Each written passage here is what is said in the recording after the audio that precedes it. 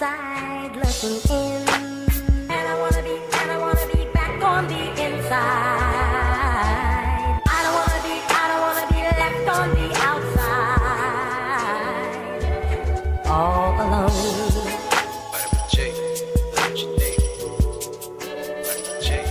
All alone.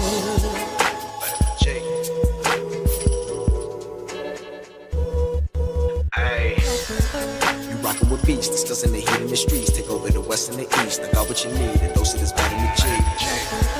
You rockin' with beats, discussing the heat in the streets. Take over the west and the east. I got what you need, a dose of this vitamin G. You rockin' with beats, discussing the heat in the streets. Take over the west and the east. I got what you need, a dose of this vitamin G. Rockin' with beats, discussing the heat in the streets. I got what you need, a dose of this vitamin G. You rockin' with beats, discussing the heat in the streets. I got what you need, a dose of this vitamin G. You rockin' with beats, discussing the heat in the streets. Take over the west and the east. I got what you need, a dose of this vitamin G. Vitamin G. Vitamin G. Got what you need. I'm on the outside looking in, and I wanna be back on the inside. I don't wanna be left on the outside, all alone. Vitamin G. Got what you need. Vitamin G. Got what you need. All alone. Vitamin G. Discussing that heat in the street. Hey, we got just what you need on vitamin G. You rockin' with beats, discussing the heat in the streets. Take over the west and the east. I got what you need, a dose of this vitamin G. You rockin' with beats, discussing the heat in the streets. Take over the west and the east. I got what you need, a dose of this vitamin G. You rockin' with beats, discussing the heat in the streets. Take over the west and the east. I got what you need, a dose of this vitamin G. Rockin' with beats, discussing the heat in the streets. I got what you need, a dose of this vitamin G. You rockin' with beats, discussing the heat in the streets. Got what you need, a dose of this vitamin G. You rockin' with beats, discussing the heat in the streets. Take over the west and the east. I got what you need, a dose of this vitamin G. Vitamin G.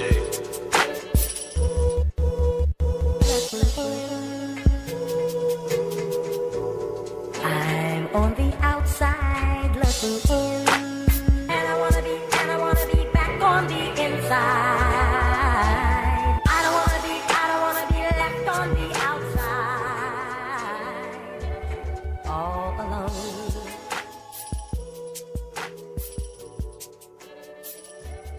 All alone.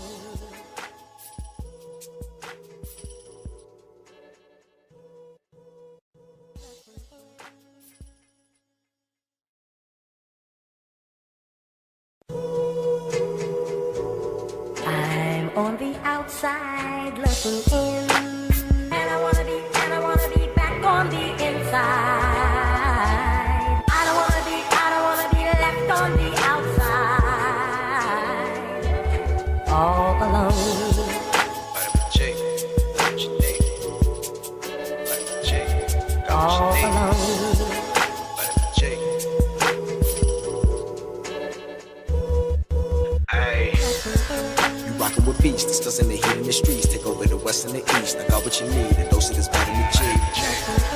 You rockin' with beats, discussing the heat in the streets. Take over the west and the east. I got what you need, a dose of this vitamin G.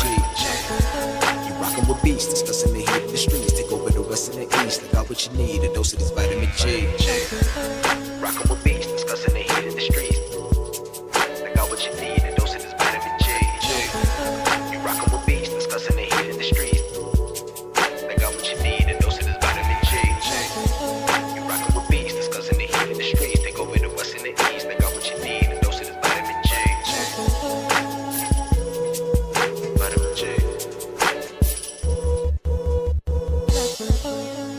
Vitamin G. Got what you need. I'm on the outside looking in, and I wanna be back on the inside. I don't wanna be left on the outside, all alone. Vitamin G. Got what you need. Vitamin G. Got what you need. All alone. Vitamin G.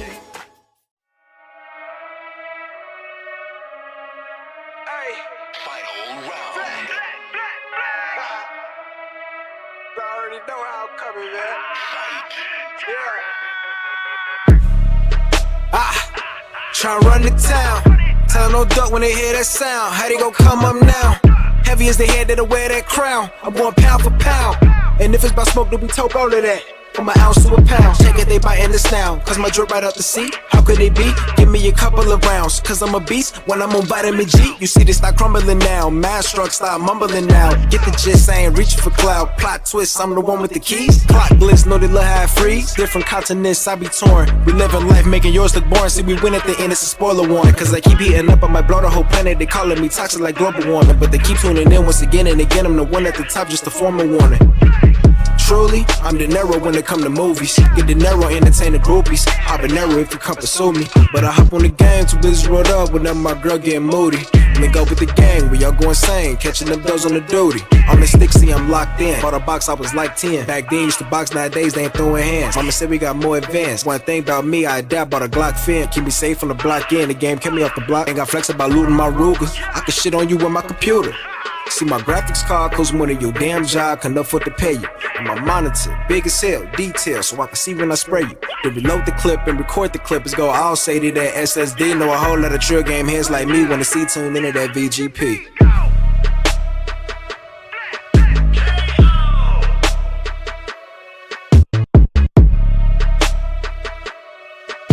Take over the west and the east, and we got just what you need on vitamin G.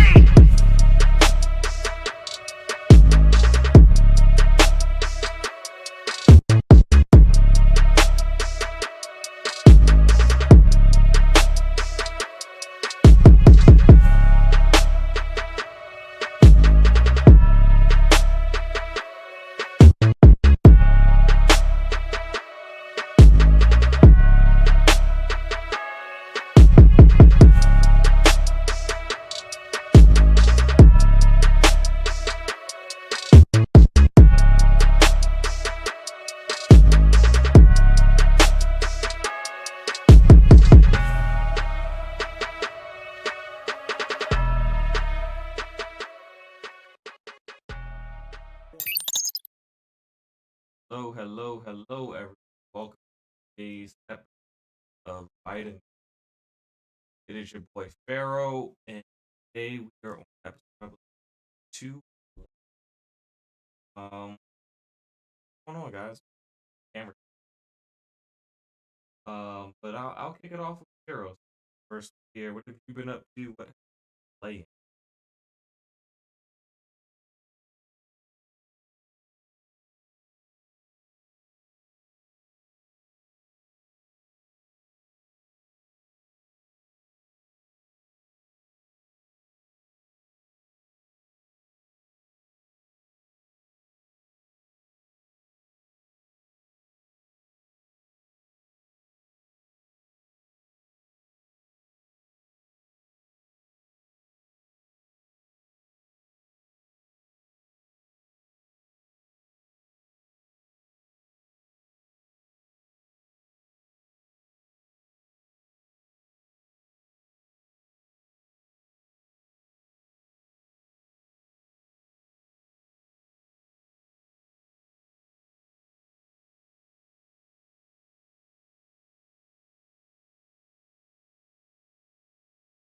No camera.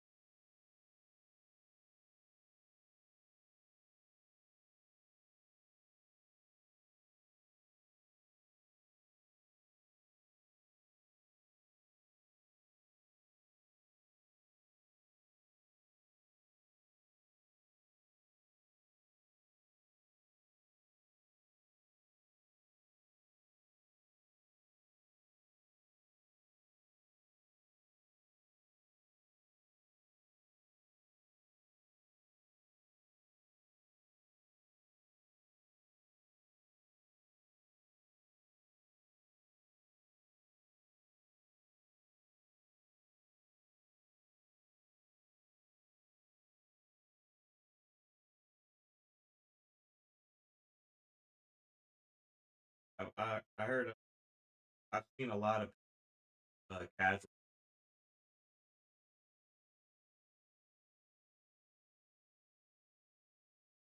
um Kofi.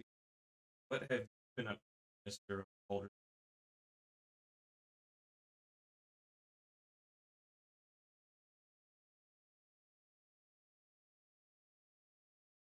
Oh, I messed up. Baldur's, is everything okay?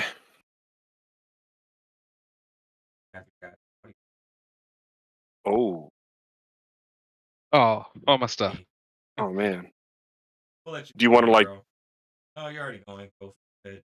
Okay, so hey everybody, great to be together on the cast. Shout out to Dante and Nappy and Jube, and I guess that is most of the mainstays because Omar and Reggie are here. Yeah, so I did kick off Baldur's Gate 3 when it released. Oh, no. Well, I've been playing Baldur's Gate in early access way back in 2020. I played it twice in 2020, did maybe like 10 hours. The game was, and I say this in a technical way, like not in a dissing way. It was just a buggy mess. You know, characters' faces weren't moving correctly. There was weird pop-ins, pops out. The game crashed all the time. And, 3 years of that early access seems to have really paid off because now I'm coming into the game and just seeing how much the game has changed since really I hadn't touched it since December of 2020, and I'm very very happy with it. I actually, what's kind of funny is I was about almost 10 hours in. I decided to restart because I was missing some specific things I wanted with my character build because I'm using a custom character. So I'm actually going through it right now and skipping a lot of dialogue just so I can catch back up to where I was. 10 Um, hours? Damn. so yeah, I was almost 10 hours. I was like maybe like 8.5 hours in. So how I does it feel to start all over again? At first, so there was something I couldn't change with my character's background that I accidentally selected. Because I really mapped this out. Like I spent a lot of time thinking about like, okay, this is the class I want, this is the background I want, and for some reason when I hit confirm, I just chose the wrong thing. I don't know what was wrong with me, and it was starting to show up in my timeline, so I went back. So I love it. Is Short it answer, a I love it. skill that Say you again? didn't? I'm curious. Is it a skill that you chose that you didn't want, or Yes, is it it was nothing important, like just in my for opinion. storytelling? So for how I play, it was important to me. It was a social skill that allows me Okay. to be more perceptive on perceptive roles. So like as you know, every activity and interaction in this game is based on a Dungeons and Dragons 20-sided dice roll. And Mm-hmm. if you have a higher base point level, you have a higher chance of succeeding when there's a challenge. They'll say like, hey, if you want to see the pickpocket, feeling your pocket right now, you need to roll a 15 or higher. And if your points are set correctly, you have a good chance. And then there are some categories where you can get additional points added for your roll. So like, for example, I'm a monk, right? So I have high dexterity. And so when there's like a finesse type of experiment, I might roll a 10, but then I'll automatically get 3 added to my roll because there's like a bonus, a social bonus. So I had messed up my choice. I don't know what was wrong with me. Like I spent like an hour literally making the build and I did it wrong. And then I played for 8 hours not knowing I chose the wrong thing. And when a certain roll came up, I started to notice like, oh, this is why am I this? So that was really disappointing. But one thing I just wanted to add is when the game played in early access in 2020, it played a lot like Divinity Original Sin 2. And it did not have dice rolls. So when the dice rolls were added, I was actually kind of like surprised. I was like, whoa, like now there's a chance for everything. But I kind of like it. The way that they allow your character to have a chance at rolling things, sometimes you get, lucky and roll a higher thing. And other times, crazy things happen. I've already run into a group of scenarios where there was like these. I'll tell you one. It's small spoiler. It's a brother and sister who were trying to protect their dad, who was in a health critical situation. And while the dad was dealing with his situation, I really could have either had a death match with the brother and sister based on our conversation, or fought a very significant boss that I needed their help with, and you could either just wipe them out or really leverage them because the boss that you fight together is not a joke. And so At first, I just killed them. And then I was like, maybe I can actually get through this conversation without murdering them. And I did. It took me I went back on my save file like 3 times and finally survived that. So I love the openness of the dialogue. This is Divinity Original Sin on steroids. Like you could talk to everybody in DOS 2. But this one now, the production's on a higher level. Like it zooms in like Horizon Zero Dawn, right? You get everybody's little input. You can have fun jokes. Of course, I have my party members. My party members right now is Will. Oh shoot, I'm forgetting her name. Will, Lazelle, and then Shadowheart. And Lazelle is like a barbarian. Will is a sorcerer. And Shadowheart is a cleric. She's very critical. So they all have clashing personalities. They kind of argue with each other. They bicker about their personal values, and sometimes you have to moderate between them. Sometimes you have the social adeptness to calm things down, and sometimes you don't. For example, Lazelle is like a bloodthirsty. I wouldn't say bloodthirsty, but she's like all about war. So if she's pissed off, you got to have to approach her based on scenario. You can't just say like, well, I'm stronger than you, so we're going to fight it out. And she might really fight you and you'll lose a character you need to beat, boss X. You might have to say like, well, if you do it this way, you might not have this annoyance. And sometimes she buys it, sometimes she doesn't. It's very interesting. Interesting. So you can actually lose character members.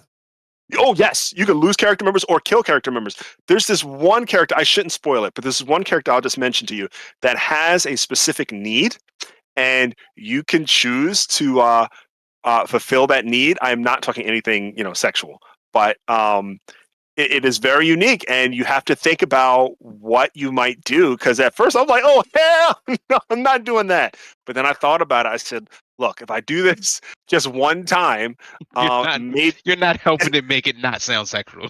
Go ahead. No, it clearly seems to be very important. Did I spoil it? Did I spoil it? Should I spoil the? It's fine with me. Okay, I mean, there's some people that can't even touch the game for a month.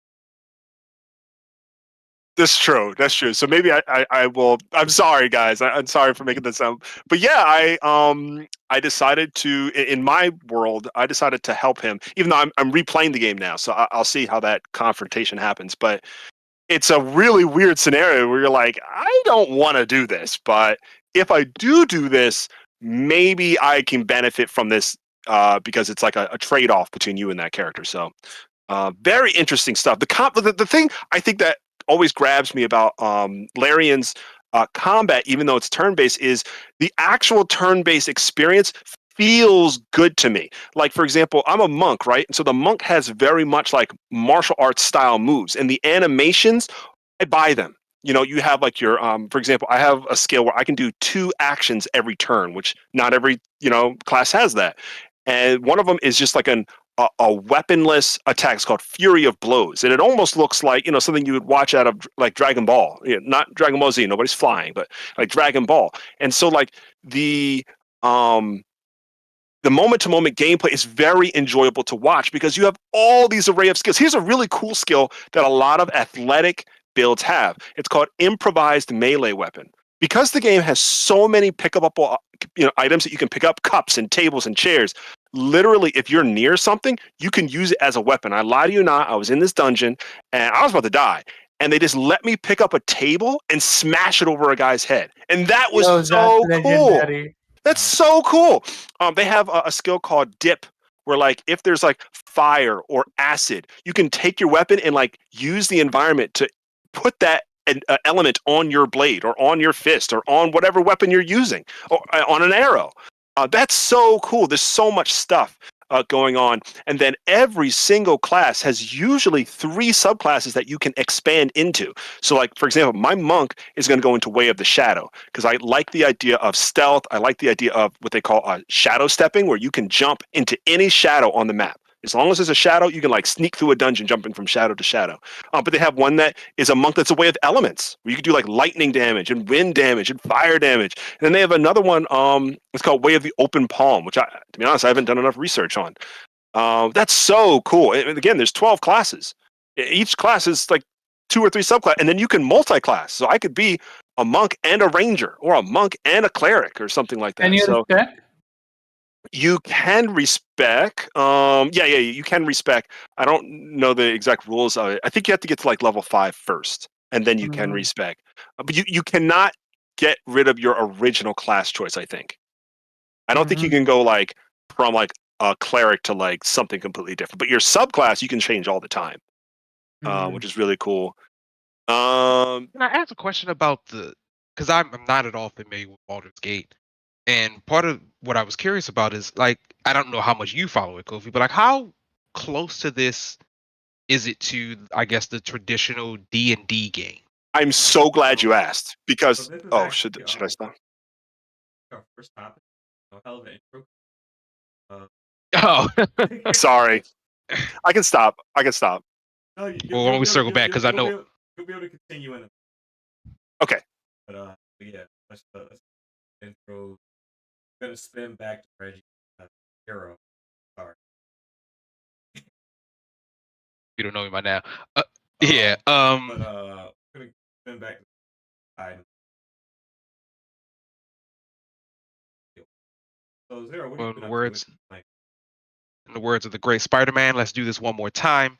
Um, mostly Remnant 2. I've been playing a lot with Kofi and another friend of ours, having an absolute blast of a time. Absolutely love the game, and it's one of those pseudo live service games that really doesn't demand a lot of your time, which is absolutely wonderful. wonderful. That means like, Yeah. yeah, it doesn't mean I'm missing out. There's no FOMO.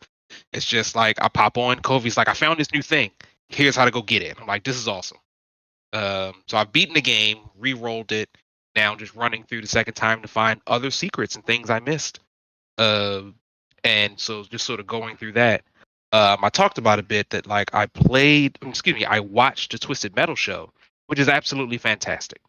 Like if you've not seen it, I highly recommend it. I know we were kind of skeptical on it at first, and that it seemed a little off-putting. I gotta say, man, they really nailed it. I would say the only issue that's a little weird is that I think there's a lot for me who likes Twisted Metal. There's a lot of Easter eggs that I appreciate. If you're just watching the show, none of those will make sense. Yeah, And I, no, go I ahead. said if the show does well. Show may be a pilot to gauge interest. Honestly, I wouldn't doubt it. I'm still what in sort of honor of the show, PlayStation had just recently dropped Twisted Metal and Twisted Metal 2 on their PlayStation Now service. I was playing Twisted Metal 2, and boy, are the controls in that game rough. Uh, I'm confused at how I ever managed to play that like back in the day because it's a rough I control mean, we scheme. all played Resident Evil 1. You This forgot is true. that? Well, This is true. you don't realize when you go back and play a game and it has a massive, Yep. realize how like rough. Yeah, like honestly, shout out to us for like putting up with it and like being great at it. Like, Twisted Metal was a big deal at its time. The story I will say is probably closely related to Twisted Metal Black with with some of the versions of the characters who show up. But Anthony Mackie's character is an original character. Stephanie Beatrice is an original character. But they're excellent. They're fun to have. Uh, the Anthony Mackie gets a bit of a character reveal because he is sort of a character from Twisted Metal, but that's like later in the series. But they're like 10, 12 episodes, 30 minutes apiece. It's an easy watch. It's a fun watch. Samoa Joe is the breakout star with playing Sweet Tooth, with Will Arnett doing his voice. It's a fun, dark, crazy good time. I highly recommend it to everybody else. Outside of that, man, still patiently waiting for Super Mario RPG and Star Ocean: The Second Story. Cannot wait to play those, and those will just be my pure obsession the moment they drop out. So, just going through sort of most of those games and playing Street Fighter 6 because Evo was just this weekend. Um, Shout out to Leffen. Shout out to all the folks who won. Uh, just really want to get into some fighting games again because Evo sort of reignited that for me. I would sort of love to go. I don't know if I'm that into it, but it's a good Evo. I still don't understand why it's not at like the top of the PlayStation page when you log in. I'm still very confused about that. Which game? Evo, the tournament itself. Yes, I agree. Yeah, like I just feel like the moment I log into my PlayStation, it should be the first thing there. I mean, it is an event. Um, Yeah. yeah, but think, I don't know what marketing things they built out with it. Xbox. Yeah, it's a weird thing. I think that's like, I know I know Xbox got shunned pretty badly trying to do its whole media center thing, and everybody moved away from it since then. But this seems like an easy layup for almost anybody. Like if you've got a tournament popping up, it should pop up on one of those cards for honestly both of them. There's an Apex tournament, it should be on both pages, Xbox and PlayStations. So I don't understand. But Evo is great. I got a couple of more matches to catch up with, and I think I was cut off when I said it seems that there's a new Fatal Fury coming out. So really excited to look for that, and that's pretty much it, man. Just sort of going through and just waiting to see what we do for next week.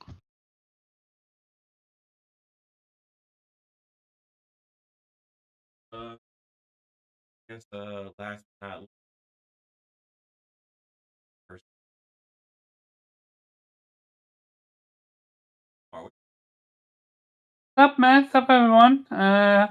Long time not podcasting, eh? just a week. I seem to Feels week, like but forever. yeah. So about me. While everyone is playing Remnant 2, and this is why I disagree with Zero that said there is no FOMO related to it. I got FOMO and I started playing Remnant 1 because I never played that game. And yeah, I'm playing it right now. I did the game. I did the final boss. Final boss was very interesting. I truly enjoyed it. Story is basically non-existent. It's so paper thin unless it have very big lore that I didn't follow. I didn't care too much about the story. But the combat, on the other hand, is great. It's fantastic even, to the point where I actually bought the DLC. But here's where my problem arrived with the DLC. The DLC is randomized. What I mean by that is you can actually go in to the area and not get DLC stuff. Even though I bought the DLC, I believe that they should have it be inside, like not like make it so that if you buy the DLC, then every time that you log into this area, a DLC what you call it, the content is available for you, and not that you need to play something else or even reroll the area, which that was atrocious. Other than that, I finished a game. Hope you're gonna love. Eastward. Um, Another game. Great gameplay. The story super confusing to the point where I'm like, I'm not sure what happened for the most part. There are some plot twists where I'm like, okay, I understand those, that's cool. But the rest, I'm like, now I'm lost with the story. But the combat is fantastic. The puzzles is fine. And sadly, no voice acting, and the music was fine, but I turned it to mute because Wait, there's no voice acting in the first Remnant? No, not Remnant. I was talking about Eastward now. Oh, I'm sorry. No, it's okay. Remnant does have voice acting, but there is so few audio by itself. There's so few, what we call it, by itself, that character interactions that you're like, you might as well not have any audio, voice acting. Welcome to Eastward. Do I recommend it? Yes. If you're fan of indies, play it. So far I know it's only on PC and Switch, and I got it via PC. Talking about Baldur Gate, oh, that's a topic for this. Just I have it downloaded on my PC ready to play it. One game I am gonna download later and try out. It's called Tower Fantasy. I don't know if you've heard about this copy. That speaks I have. very much to you. Yeah, I was very interested, but I heard some conflicting opinions. I definitely want to see how you enjoy it, though. What conflicting opinions? I'm curious. That the mechanics are too gotcha.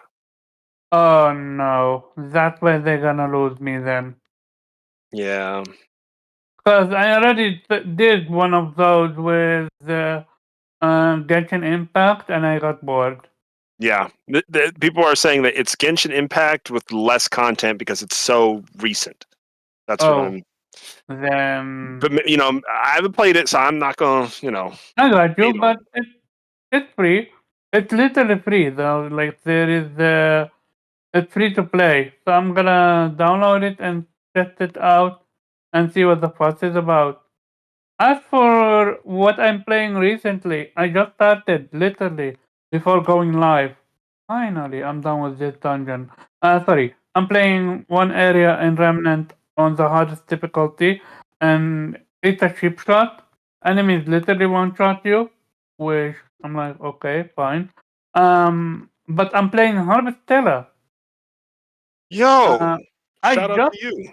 I just started it, so I'm absolutely zero idea what the fuss is about. But next week, I'm gonna have my opinion about it by then.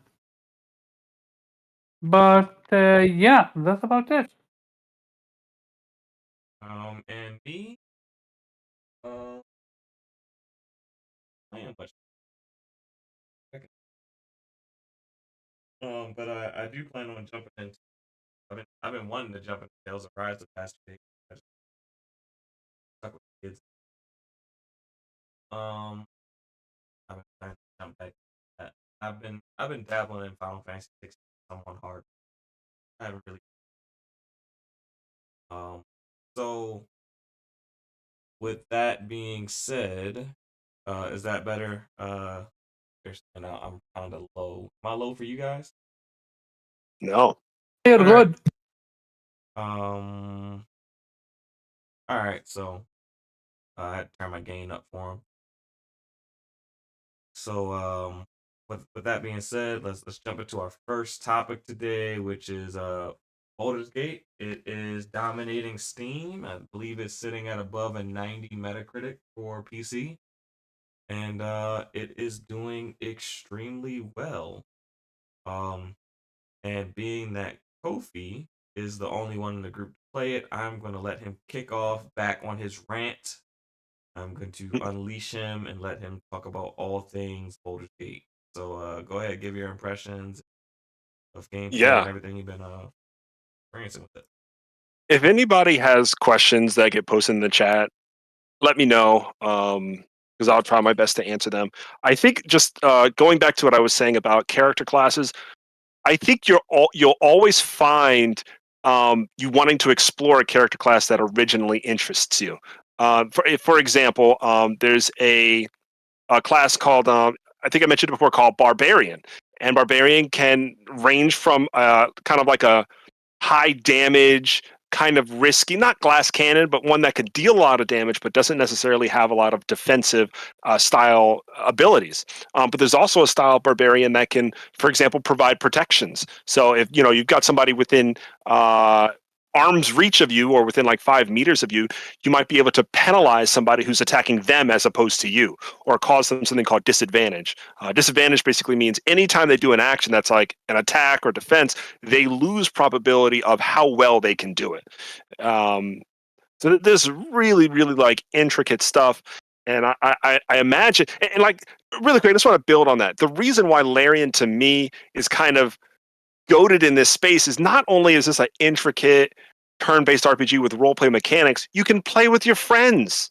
Yeah, at launch, they have co-op. It's going to be cross-play. It's cross-progression, so I can just go right over to my PS5. It's just so robust because of this, long access. And to be honest, Divinity Original Sin 2 did do, co-op online. So this is not new to Larian. But of course, this game is just on steroids in terms of production and in terms of content. So comparatively, I'm just so happy with it. The voice acting and the music is really spot on. I will say this, like the mouth movement, I'm going to give a criticism really quick. The mouth movement in Final Fantasy 16 for side quests, I think left a little bit to be desired. It wasn't at, something like the Horizon Forbidden West. Baldur's Gate 3, I think it meets somewhere like less than Horizon Forbidden West, but certainly more impressive than 16 in terms of production and being engaged in conversations and causing jokes. Like for example, one of the warriors I'm with, she like doesn't know culture of things that aren't war, so you can like choose dialogue choices that make fun of her. Like she might be like, "What is this?" and she might call like a fork a spoon, and you can like crack on her for just being uneducated in what seemingly basic things. So you can enjoy banter, or you can be murdering people. Here's a really interesting thing. There is a race that is bloodthirsty, and out of the blue might like force you to make decisions to murder people. Like they're just like a psychopath, and you might like be having a random conversation. All of a sudden, it's like, I really just want to kill them, and you have to roll to like not want to murder people. So that I think could make the game very difficult. There's all sorts of ways to challenge yourself. So I'll stop now because I already talked about it a bunch before. Oh, but Reggie, you had a question, right? Yes. How closely does it mirror the sort of real life D&D aspect of it all? Yes, because the way I look at it is like, this is the single player D&D game that I've always wanted to play.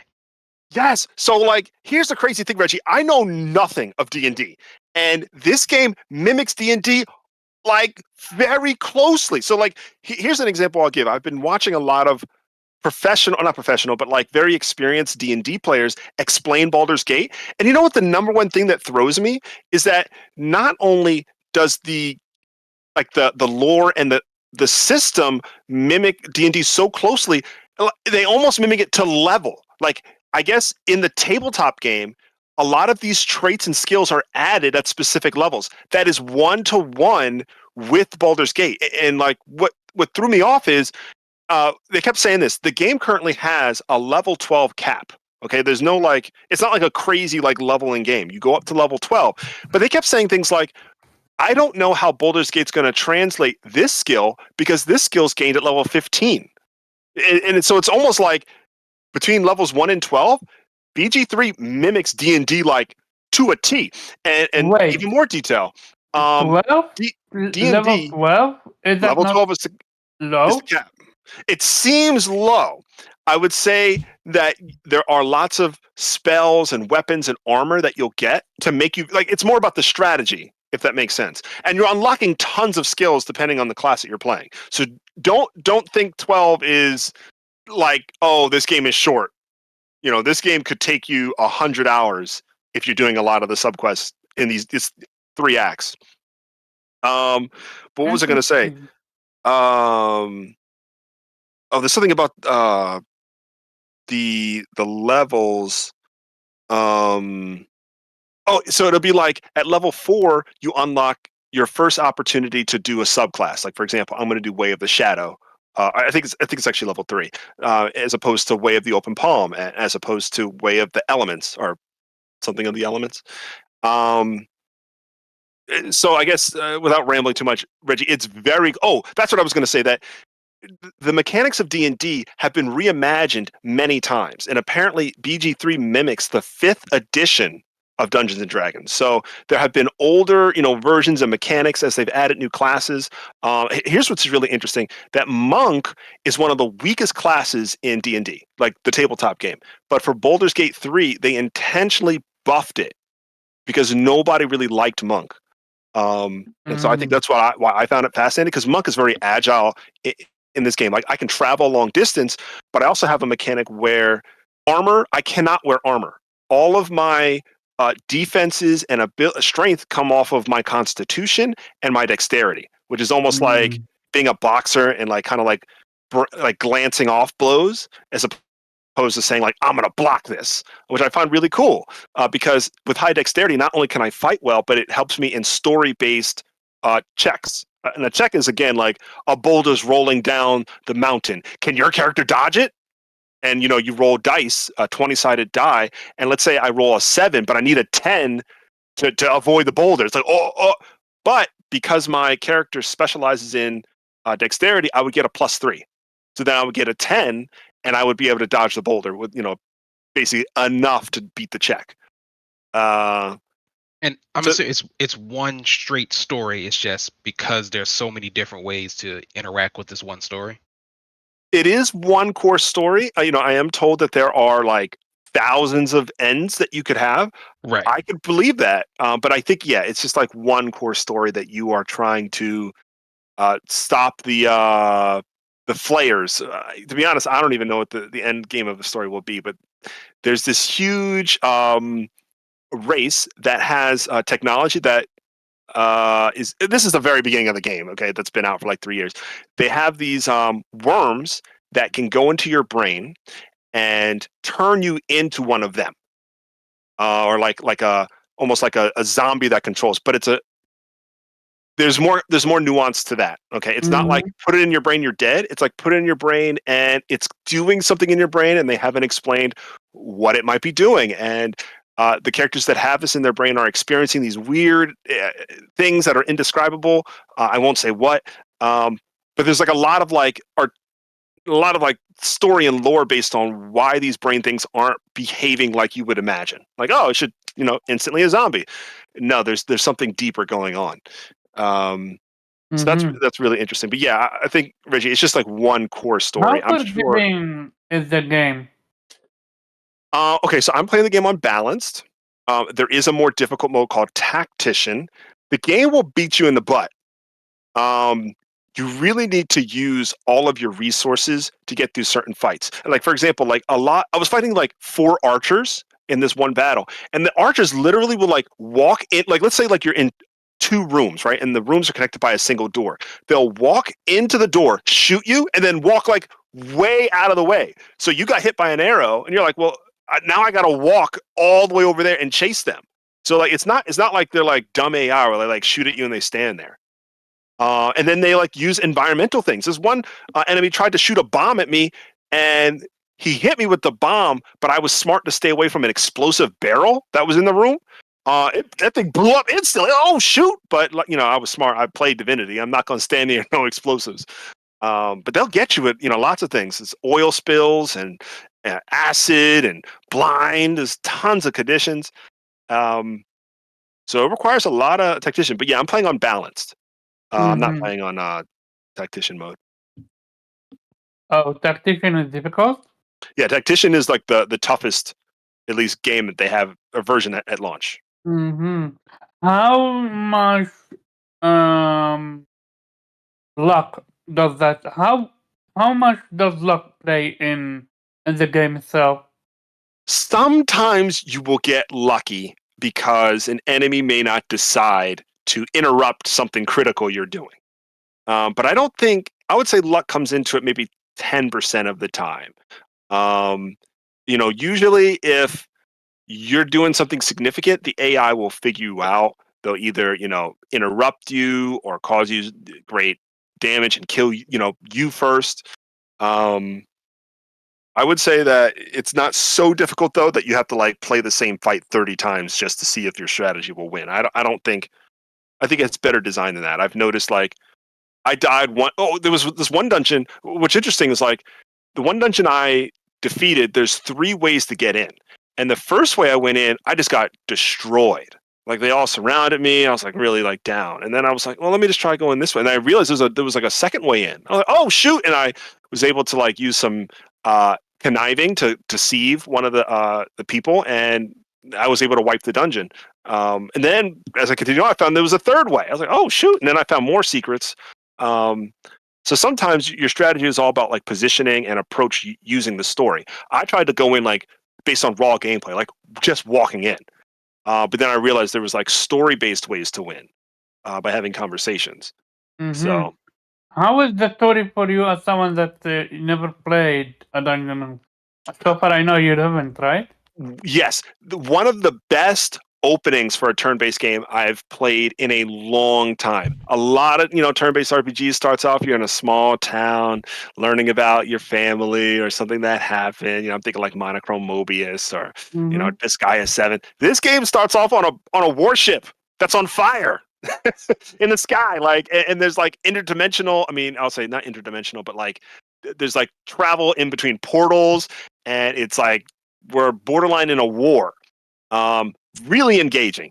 And then because you're choosing the characters you will adventure with, it's easy to make it entertaining. Like, oh, like these two characters hate each other. You either find that entertaining, like, so I used to have a group of 4 people where 2 people hated each other and the third was entertained by it. They're like, ooh, they gonna fight.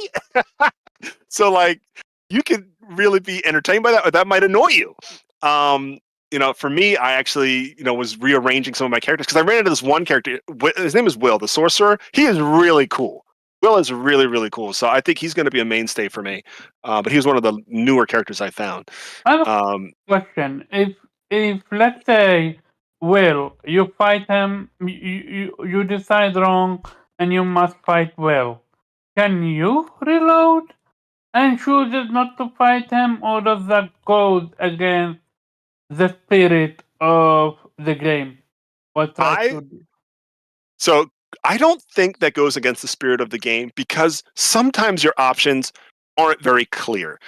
Like sometimes you might be like, "Oh, I'm here to help," and then like when you say that you're here to help, they like want to kill you because and you might find out later that the reason why they wanted to kill you, even though you offered help, is they're used to dealing with deceitful people. They're like, "Oh, we're used to dealing with like this rogue, and this rogue kept pretending he was our friend, so now we have to kill anybody who says that." And so it's common to go back on your save. You can kill Mm-hmm. Will. There's another character that I almost killed him. I was like, I think you're cool, but I will murder you. So but once they're gone, they're gone. I don't think there's any sort of like bring them back scenario, and that's why the game's ending is so splintered. Um, yeah, How many party members can you have in one fight? 4, including yourself. 4, so 5 total. So 5 Hmm. total. And no, like 4 total, 4 like total. 4 Okay, including gotcha. yourself. Like you can always have like some characters can bring a companion. Some characters have a really cool skill to bring like an elemental weapon that kind of like floats beside them and does additional damage. Some characters transform into like bears or spiders or wolves. Um, there's so much cool stuff that you can do. As you guys know, that you could play like so the PC version. I'm pretty sure PlayStation and Xbox aren't going to have this. You can like play the game completely naked. Like they just completely Oh yeah, I won't. see that. Yeah, I think that's that'll be on the console because you could use some of that stuff in Cyberpunk. really Yeah. okay. Yeah, like your entire if you wanted to walk around just not wearing anything, they do not shy away. You can choose and mix match all of your gender Yeah, packages. I think we would have already heard about that by now that it's not in the console version as well. Like we would have heard that it's stripped from it. People Yeah, would have you're been probably upset, right. right? Oh I imagine yes. people would have been yeah. Oh yeah, they'd be pissed. Yeah. And the other thing I do enjoy playing on PC is like my PlayStation. I don't know if Xbox does as well. Doesn't actually format for ultra wide. But I can play Baldur's Gate 3 on my PC in ultra wide, so it's nice to actually take advantage of my monitor. And I think Xbox first party does ultra wide. does it on I the believe console? so. That's cool. You Like didn't play. like You didn't like play. Hi-Fi. You didn't play Hi-Fi in ultra wide. Yeah, so Hi-Fi on PC played in ultra wide. That's what I'm saying. Yeah. Like the games. Yeah. Like for example, like Ratchet and Clank would play in ultra wide on my PC, but if I had bought the PlayStation version, the formatting of the actual PC, the PlayStation hardware doesn't have an output that matches. Oh, The 3440 by 1440. Xboxes aren't compatible with monitors. You don't have to use a TV. so they do support like Ultimate and stuff like that. If you like plug your console in, Yeah, yeah, you should be fine. that's cool. But I think PlayStation has added monitor support, but it's just 1440 that they've added. Yeah, and I think you're right. They did add support. Maybe, I don't know. Maybe it's like a configuration I haven't figured out yet. But yeah, I'm having a wonderful time. This is not a game I necessarily will like drill through and beat. I just kind of want to play it and explore, and I might play this through the end of the year while I'm doing all my JRPG stuff. Which I should mention. So the other the other RPG I'm playing is Cry Machina. Imported that, but I'm in like We're the out second. of outros, Kofi. Oh yeah, I forgot. We're out of outros. I totally I was brain farted. I'm sorry. Machina very quick. But Cry Machina is good. Cry Machina is good. I'll say more obviously next week, but Okay. I really enjoy it. But I was gonna ask, have you played it on controller? And if so, what are the differences? How do you think PlayStation gamers experience on controller? Great question. I have not plugged in my controller. I do have my Astro C40 here. I will try it, and I think it might be a slight adjustment. But I guess I think of something like Final Fantasy 14, and it's almost kind of similar, right? You got your whole skill panel and all these menus to go through. So, yeah, people like 14 or know how 14 operates with a controller. I would imagine they could do this too. I know some people have tried it with a controller. I just Interesting. wanted to get There your is. impression. It doesn't matter if you now try it with controller or not, right? In sense of like, there is no real time combat. It's all turn based, right? It's all turn-based, and like the Yeah. turn-based mechanics are really improved. Like in the original or in Divinity Original Sin 2, like when you go up to somebody to attack, your character would like stiffly walk up to them and then start their attack animation. But now they have like a running attack, so like you kind of feel like when you decide to attack, at least it feels like real turn. Like the person like runs up and uses the weight of their speed to slam down a sword or axe or hammer. That's way more engaging than the game used to be. So that's really nice. All right. I guess we'll move on to Omar's impression of Baldur's Gate. Baldur Gate? I haven't And, touched it. But So I can't comment. this is the success that you've seen it have, and the way it's dominating on Steam. I think it has a record, like 700,000 concurrent players for the year. I think it puts it at number 2 on the year. So, like, what are your general thoughts on Baldur's Gate? I know you haven't played it. Thought. Oh yeah, no, I'm gonna play it. It's just I feel a little bit overwhelmed.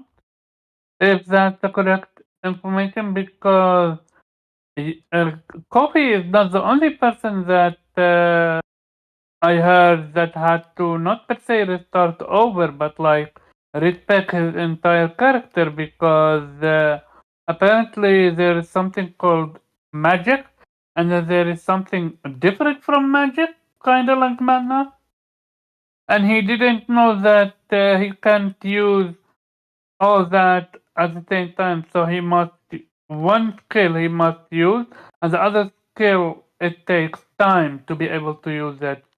So it's all by all, I like the concept. I'm very interested in seeing what it is, but I have the feeling that I'm gonna suck at it, mostly because I'm not very good when it comes to making decisions and then either regret them later or genuinely lose party members. To the point where I'm like, okay, yeah, if I lost you, then I might as well just start over then. I feel this one is gonna take a long time to beat. Copy said it, but it's it's that, and it's also the case of what you call it, getting into the story, which I'm genuinely interested in seeing what it is. I do love the humor though. Like I shared it with you guys. How there is one naked person. That was funny. That was entertaining. I saw a gameplay where one person is almost shoulder tackled an enemy off a cliff. But the enemy survived. He ran up and Shogo tackled the character and the character died. Like, from the look of it, AI is doing very well. So, all by all, I'm genuinely interested in it and see what the fuss is about. But when am I going to play it? That's the question. Boy oh boy, if I just started Harvestella, I don't think I'm gonna be able to play Harvestella and Baldur Gate 3 at the same time. Baldur Gate 3 really seems to be a game that you gotta play alone and not play it with something else. No, you can Which- play. You can definitely play with. That's, No. I said You know, alone in the sense he of means he means he can't have anything else like on the docket. Like yeah, that's he's got. all right, Terminator. but that's about it. Um, okay, all right, and you might as well because I didn't make an extra topic, so you can spit out your uh Xbox Series S theories while you're at it. Nah, not necessarily. I'm genuinely curious for you guys. What you thought? Why do you think this game is not coming to Xbox right now? I just think it's a staggered release. It's a smaller studio, and it's not like they are releasing day and date across every platform. To me, it just looks like a staggered release between platforms. So, got Outside of exclusivity, when has that ever been a thing? well, I mean, Larian is not this big, you know, uh, studio with big publisher. They're like a medium sized studio. They have 450 developers Yeah, but they've been on their. working. Yeah, and they've been working on Baldur's Gate for like 3 years. They still couldn't have a release for even a simultaneous release for PC and PlayStation. So I mean, it's taking them time. So I mean, I just let them take their time and do their stagger releases for games, or for this Hmm. particular game. So um, that's what I mean.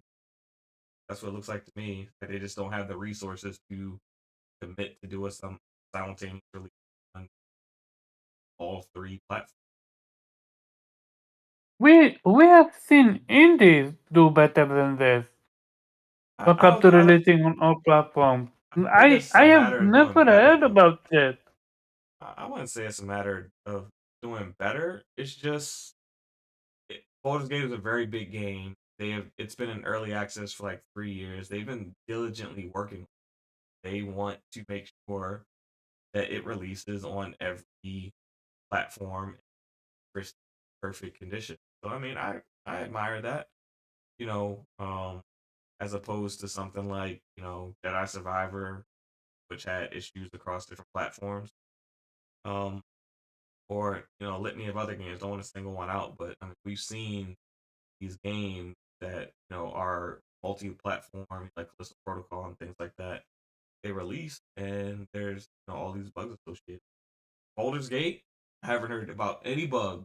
I've heard about the game being pretty clean and everyone's having a lot of fun playing. So if that's their approach, they release a really great game to each platform. Hey, more power to them. That's what I would say. So you like the concept of to prevent buggy mess If releasing it's a game? if it's not within your capability, then yeah, I'm fine with it. I mean, Mm-hmm. I don't think it's a trend that like bigger companies should go for, but for a mid-sized company like Larry, I think I don't have a problem with it. Gotcha. Would it be kind of a cool sort of double dip or second bite at the apple too? Because like Baldur's Gate seems like it's going to do numbers regardless of where it appears. So it's PC and then Xbox. I mean, in PlayStation, I'm sure to do numbers, and then inevitably when it comes to Xbox, like it's just numbers again. Like thus, like sort of keeping the game relevant to people, or I extra think so. sales for quite a long time. I But think so. I'm Um, I that inter- it has that Elden Ring type of deal where it's just like it caught it caught everyone's attention at a particular it's right time, right place type, and everyone's like excited to play it. I And think I agree with you on that. Like I don't know if this can be an industry standard for like any studios of Larian size or smarter, particularly not like the big super big dogs. But like it does seem like a right place, right time. Because I, for the life of me, can't remember people talking about Baldur's Gate 2, but this one seemed to like blow up, and like everybody seems to be Mm. talking about it, which is good. Like I think it's good for this I genre. It's good for this game. Like I you think know what comes down to it is social media. that might be it. Yeah. Social maybe. media have enabled games that doesn't do well to do well. In the sense of like, let's say, and even if Metacritic doesn't give it a good review, if word of mouth let people know this is a good game, people gonna watch. For example, people were hesitant about Twisted Metal Show, and the second the review came in, and they're like exciting, and I've seen a lot of people talk about it. Lots of more people watch the show, and same with games. You can have, you can be same with Remnant 2. I don't recall Remnant 1 to have such hype, and then Remnant 2, and look how many people are playing it. I mean, I think games have always good games have always found a way to rise to the top, even when they didn't necessarily review well or have the best marketing. If you like, just look throughout time. There's games that you know I've played like on Sega and Super Nintendo and PlayStation that didn't necessarily review well that people still talk about to this day. So I think times change and how we absorb and how we find the games have changed. But I still think I think word of mouth was just as powerful back then. It was a little different. Yeah, I think it's who it's coming from. Because, Yeah. back then it would, for the most part, be the people who we know. But, if Omar had never once had any interest in Baldur's Gate, but like upon meeting Kofi and knowing him through doing this, like that's another person sold just based off Kofi's explanation, who he might not have gotten, 20, 15 years ago, Yeah. just because Yep. his circle just probably didn't play Baldur's Gate, for better or for worse. But that's just that type of stuff just wouldn't be there. So like I agree. I think it's a little bit of both, where it's like word of mouth always carries it, but like because we get to hear from so many mouths now, or we're meeting so many different people who we sort of identify with or connect with in various ways, it just becomes much better. Because like honestly, Kofi sold Baldur's Gate to me. Like I'll probably be getting it. It'll be my first time ever playing it. I won't know what the hell I'm doing, but like I'm fascinated by the idea of like a single player D&D game. I've sort of always wanted to play, but like D&D requires a level of commitment that I But you're just a can't fan of really. D&D? I like it as a concept, and I like it. I like to watch it. So things like Critical Role or Game Changers and stuff, like they have like live D&D sessions. Um, the playing it in real life just always seemed difficult. One, you've got to get a group of people to do it. And then two, like everybody's schedule has to like be together to meet up Yeah. and play this game. And it just feels difficult. And like it's just life gets in the way. So, it's just harder to do. When I was younger, I didn't have anybody into D&D. And as older, I know a lot of people now, but if Not a lot of time. Omar, if you and I were into D&D, we could still never really play together. Right? Like Oh yeah, because we're because we just live to. Wait, yeah, can we're we just not too do it far online? away. Can we do it? Because I do remember that there is online, or is it way difficult to do it online? Well, I play over Skype sometimes. It's totally doable. You just have Oh, to okay. everybody has to be able to meet. Yeah. Yeah. So, so then that changes it, so it's possible. So again, I've always wanted to play, and so this gives me really kind of a good opportunity to do so. And because it's co-op, like I still can play with people. Mm-hmm. And And I don't know, Oh Kofi, is it four yeah, player because co-op or is it just 2 player? It is 4-player co-op. I'm 85% sure. I'm gonna look it up right now. Okay. That would make sure that would make sense because every character gonna be a different person, and this Right. way you're gonna have that Dungeon and Dragon experience. Oh yeah, question to you, Kofi. Since you played it, does the game have a game master? It does not. It does Okay. not. Yeah, the game is basically managed by what's already been developed. Okay. And yes, it is 4-player co-op. Right. I'm just reading through some of the details. What's really interesting is that you can choose your second class as early as level 2, though it's not recommended because you're not very good at your original class if you start to branch out. Yeah. Oh, that's regular D&D rules though. You can always multi-class in it too. Exactly, and so I'm inexperienced. It sounds like Jube has a lot more experience than me, but it mimics D&D so close because people it kept is. saying in multiple reviews like, "Oh, at level 4 you do this," and if you know the D&D rules, it's gonna happen in Baldur's Gate, with the exception of there are levels beyond 12 in D&D, and 12 is the cap in BG. So D&D caps at 20. Sounds That's like the hard DLC. cap for D. Yeah, that's the hard cap for D&D is 20. But yeah, like if you haven't really played like the actual like tabletop, this is a great way to get acquainted with how that system works without having to drop bread on books and a bunch of other shit. So, and really quick, sorry to interrupt. Something I'm just looking at that's very interesting is apparently when you enter dialogue situations in a co-op session, obviously everybody is watching one person's dialogue options, but apparently they do have a UI that allows you to see what your friends might recommend. So, like, if we're all looking at the dialogue, you'd be like, "Oh, like Kofi chose, kill them," but Pharaoh chose, like, "Oh, let's talk more," which is a really cool way of kind of doing that for each, tough situation. Yeah, just a lot of cool stuff. Mm-hmm. Jube, did you want to throw some thoughts in on Baldur's Gate having a wonderful release on PC? well, I mean, I think it's awesome. Those of us that play D&D, like it looks like a treat. I don't know if I'm gonna get it on PC just because I don't really game so much on my PC, to be All honest. right, so Captain Xbox, is Yep. Baldur's Gate available in the Microsoft Store?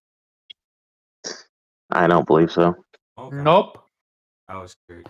I was like, because if it is, got your achievements and all that, actually. All right. Not yet. When the day that it is, though, I will be copying this game. I'm not gonna expect it to be in Game Pass. I will be paying whatever the cost is to buy that game. So the moment it hits the Microsoft Store, like even if it's not on the Xbox, you'll pick it up. It depends. If they somehow make it play anywhere, you bet your sweet ass. All right. But yeah, if it's not play anywhere, then I'll just have to wait for the console version. Play anywhere is typically only first party. I know there's some non-first party games. Like it could happen. They might throw them a bone because hey, sorry, took forever to get it All right. So is there anyone who has had that wasn't soon to be first party? I gotta look at the Play Anywhere list. I thought either in Game Pass or soon to be first party. I thought Dragon Quest XI was Play Anywhere. It was, but it was in Game Pass. It was in Game Pass. Yeah. So I don't think being in Game Pass should be a prerequisite for that though. But I'm just saying, typically, I don't know of any third party games that have been Play Anywhere that haven't either been in Game Pass or weren't acquired. Gotcha. No, like I'm excited to play it whenever it finds its way out. I can wait. Okay. Zero, unless you have something else to contribute, we are going to roll into topic 2. And I was going to keep y'all to around 2.5 hours, trying to stick to that. Oh, go ahead. So we're gonna move into topic 2, Starfield's marketing campaign. We've recently seen that Bethesda and Microsoft have had an uptick in marketing. They have partnered with Samsung in their marketing, letting gamers know that they are able to play Starfield directly from their Samsung eligible TVs. Because not every Samsung smart TV can do it. But they're able to play Starfield directly from TV without having to have a console.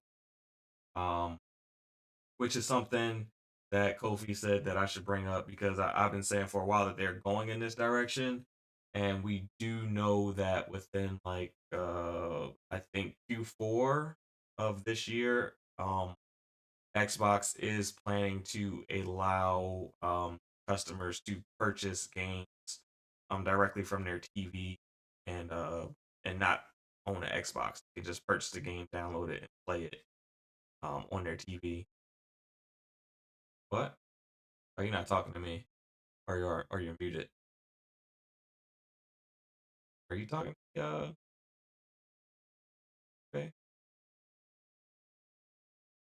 I guess I not. can't I hear don't think him. so. No, So yeah.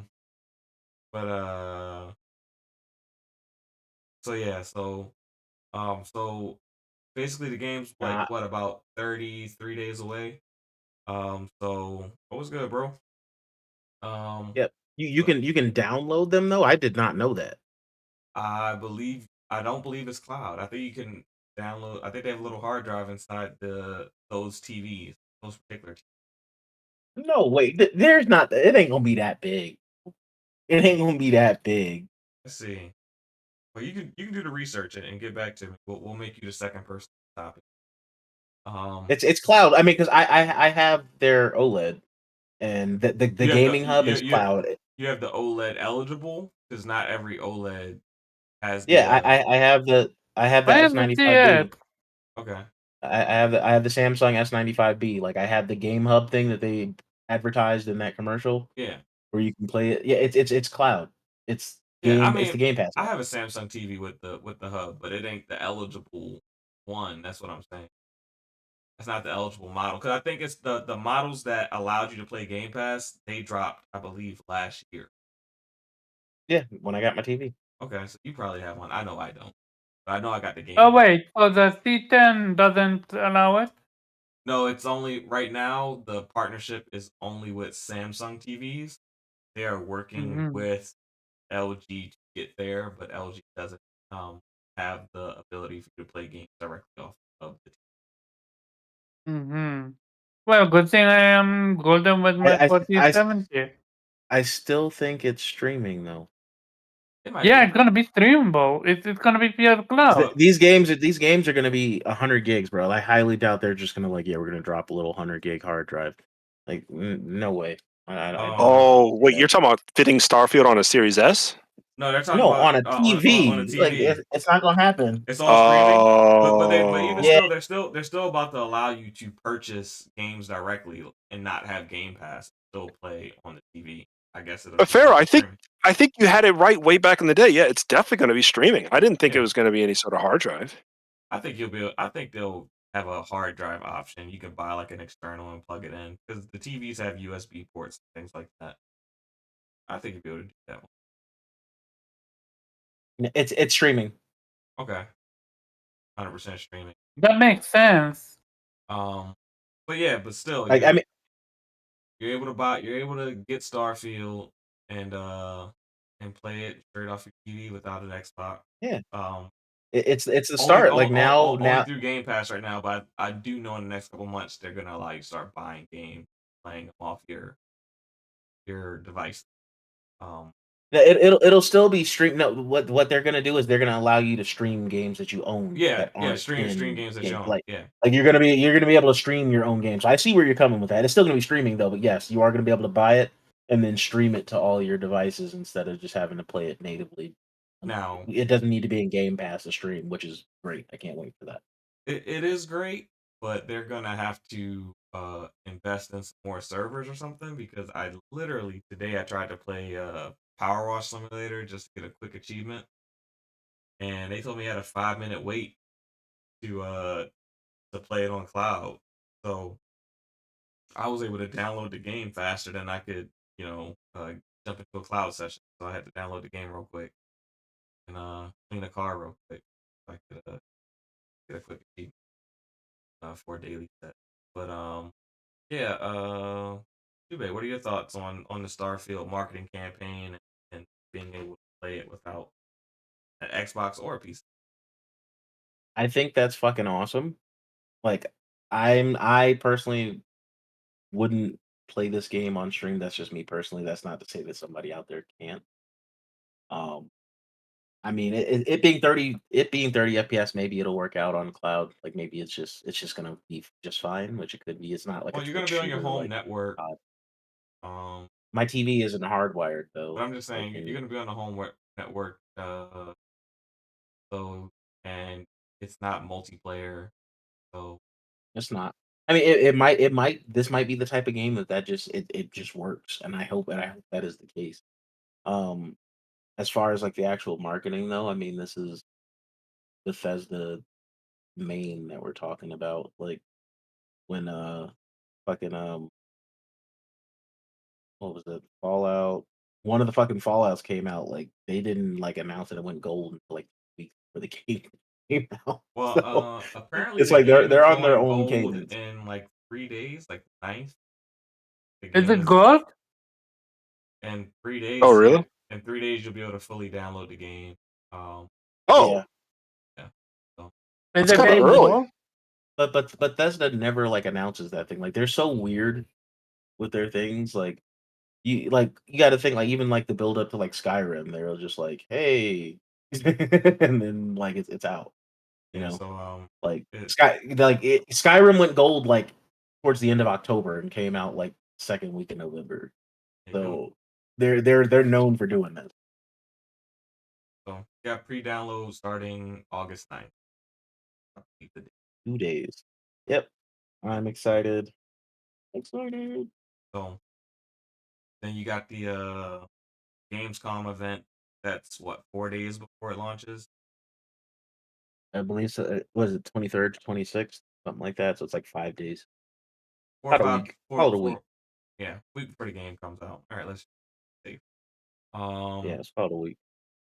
So how are you feeling about all this? Jube? I'm excited just to see what they show at Gamescom. They're not going to show us much more than I mean the game's coming out. So like, what else can they possibly show us Are they without going to show us the spoiling the game? Gamescom presentation though, or is that Yeah, going to be like we kind we of? we've always been able to watch Gamescom.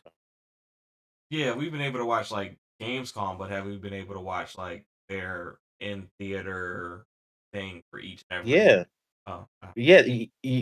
When the series, no, when the series, when the Xbox One X came out, back when they were doing like their Mixer 4K streams and shit like that, they streamed their Gamescom in 4K like in their theater setting. I wasn't sure. I know we get to see Like that Tokyo was that Game. was that was a thing. Yeah, I know we get to see That's a Tokyo little bit harder. because of the time difference, but you still can see it. But it's Yeah. like, but it's not like it's one show versus like they have a Forza theater and a Starfield theater, and I think that thing might run like all day. I don't know. Like I don't know if it's like a one set time thing where you see it just once, or if it's just like you know every I think 45 minutes a new group can hop in and see it because it's Gamescom is open to the public. yeah. So I would assume that it would be like in rotation, that it's not only a one time thing where you can see it because you can't play it on the floor. Um, yeah. Uh, Kofi, what are your thoughts on the marketing campaign, and the device? This Um, I I don't mind it. I think with my, I guess, current gaming situation, to be honest, I think that if there's any game that could encourage people to try, you know, streaming straight to a Samsung TV, this might be it. I mean, in the general sense, I would rather, there be some sort of disc-based option that's more popular, but Starfield, Well, there's a being disc-based option that's more popular. yeah, absolutely, The absolutely. console, You think the disc-based option is more popular? at the I don't know if moment, it's more. I think more people are gonna play it via a console or a PC than they will via a TV streaming. Oh yeah, but I guess I'm trying to say is most people are going to get this game digitally, and streaming to your television seems to me to be even farther from something I want, because people now, they'll never even have the option of getting a disc to play it. But at the same time, I do acknowledge that streaming hasn't been widely accepted for AAA games, and this could be a great effort to say, hey, like the spiritual sequel to, or like the next big game from Bethesda is finally out, and now all you need is a TV. And I'm very curious how that will affect the market. But I'm thinking about how many TVs will be compatible with this. It must not be many SKUs, at least at launch. I would No, guess it's by the like end of next year. it's a high-end It's not. TV. It's literally their high end line. So the Neo QLEDs and then their OLEDs, which are Oh, is it? Okay. Yeah, it's their higher a, end. fa- a thousand plus easy. Okay. All right. So maybe in a year's time we'll see more options when those come down to 500 or less or whatever. Probably like 2 years. is probably 2 when years. I would. I mean, I think prices do that's go down fast, but features don't necessarily come with prices. And Samsung especially is notorious for being like, yeah, we're gonna update your TV, and then I know. it never fucking happens. It is really interesting. I'm very well. Okay, so it comes out September 6th. Is that when? No, it comes out September what? It is the 6th. It is the 6th. It's the 6th of the 5th. Yeah. It's the Okay. 6th, but then early access it's 3 days or something like that. It's the so actually no, it's the 5th. It's a Tuesday. A game wouldn't come out on a Wednesday. It's a Tuesday. Okay. So it would be September 5th, or if you buy the premium edition, it comes out on the 1st for you. Oh wow! So a lot of premium buyers. Okay. I know that. What was I going to say? Something about September 6th. Is it the 6th? Yeah. A Wednesday? That is so fucking weird. That's weird as shit. That's true. It's usually Tuesday or Thursday, or it's a Tuesday, Thursday, or Friday. The earliest the earliest you can play it is the 1st, which is a Friday. So, okay. There's 2 options which you can play. You can buy the game, or if you're a Game Pass member, you can just purchase the premium package, which is like $30-something. And it's then 30. It's 31 with Game Pass right now, so it's not too bad. So you wow. You can pay the $30, then just maintain your Game Pass subscription. Oh yeah. So what I'm very interested to see is what type of like crazy marketing just for the game alone is going to look like in the next 2 weeks. I would guess it's going to be very aggressive. I was there day one for Fallout 4, and that besides 76, I think that's the last major release outside of ESO. And I remember it being pretty crazy, like the 7 days leading up to the release. So I'm guessing it will be not much different this time around. So I know people were complaining about like marketing, but I do think it's going to ramp up, especially with like Game Pass. This is a big Game Pass title, right? So it's going to be there.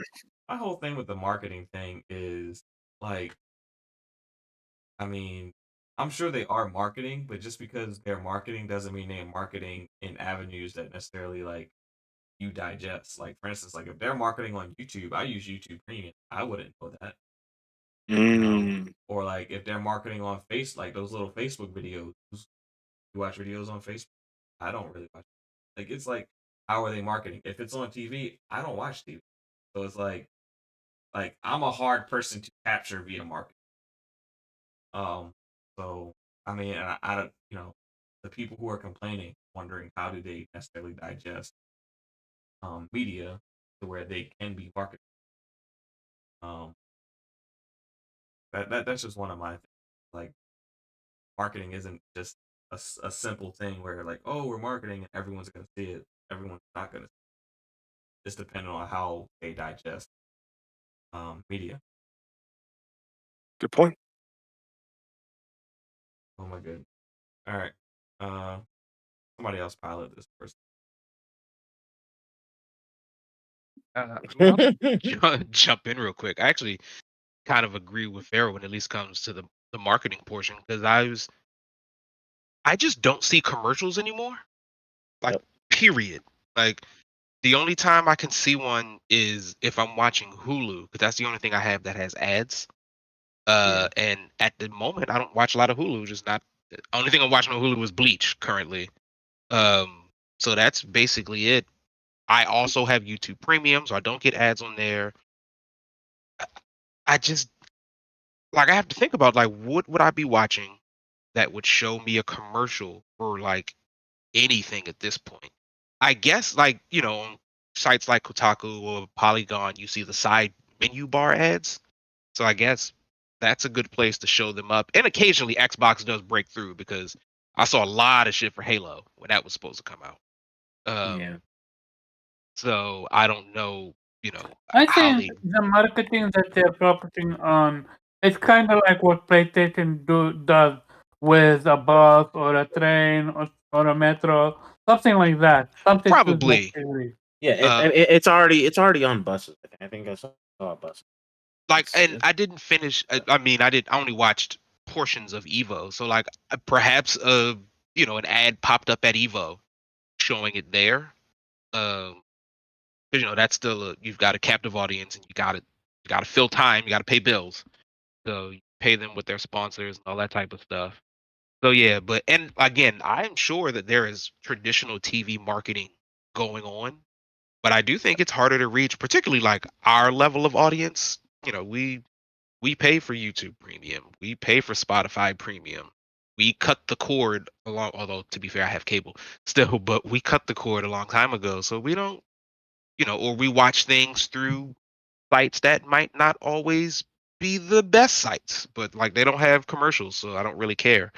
So it would Oh be yeah, interesting to we see. also have ad blocks, so that adds to it as Exactly. Yeah, well. like we do not want to see any commercials at all. Like Yeah. even for the things that we like. So, which I guess is a little bit of a shame, because like they used to have cool commercials, but that's a whole different thing. But I don't know if at this point, I don't know if it hurts it that much. Like I didn't see almost anything for Baldur's Gate 3, but that seems to Um. be doing numbers. Well, Uh, this does. A question: how would you market Baldur Gate game? That would be very difficult to do. um, no, It, I think you sell it like if you're just trying to get eyes, you sell it the same way you do Diablo. Um, or But actually, to be fair, Baldur's Gate might be even easier, because a lot of people now are very familiar with Dungeons and Dragons. So you sell it as a Dungeons and Dragons campaign. that's a good You one. yeah, you don't go too deep into like pick your skills and charisma. You just be like, hey, do you like Dungeons and Dragons, or have you seen these Dungeons and Dragons shows? Here it is in Oh, video game form. real talk. I was thinking to use that clip from that text, and it's not text. It's just a throw and some different race are trying to have sex, and you go inside and interrupt the session. I mean, Something it to would get such people's degree. attention. I think Dungeon and Baldur Gate can be what you call it marketed as humor and not really to Absolutely. be taken that seriously. Yeah. Especially how you can run around naked and all that stuff, and that would add to its appeal, in my Yeah. opinion. If you had the money for it, it's expensive for them. But you can get the cast of the well-received Dungeons and Dragons movie to help promote your video game. It would cost Or an have arm and a leg. someone like Laura Bailey. She is known to be a Dungeons and Dragons fan. Or I've Vin watched. Diesel, or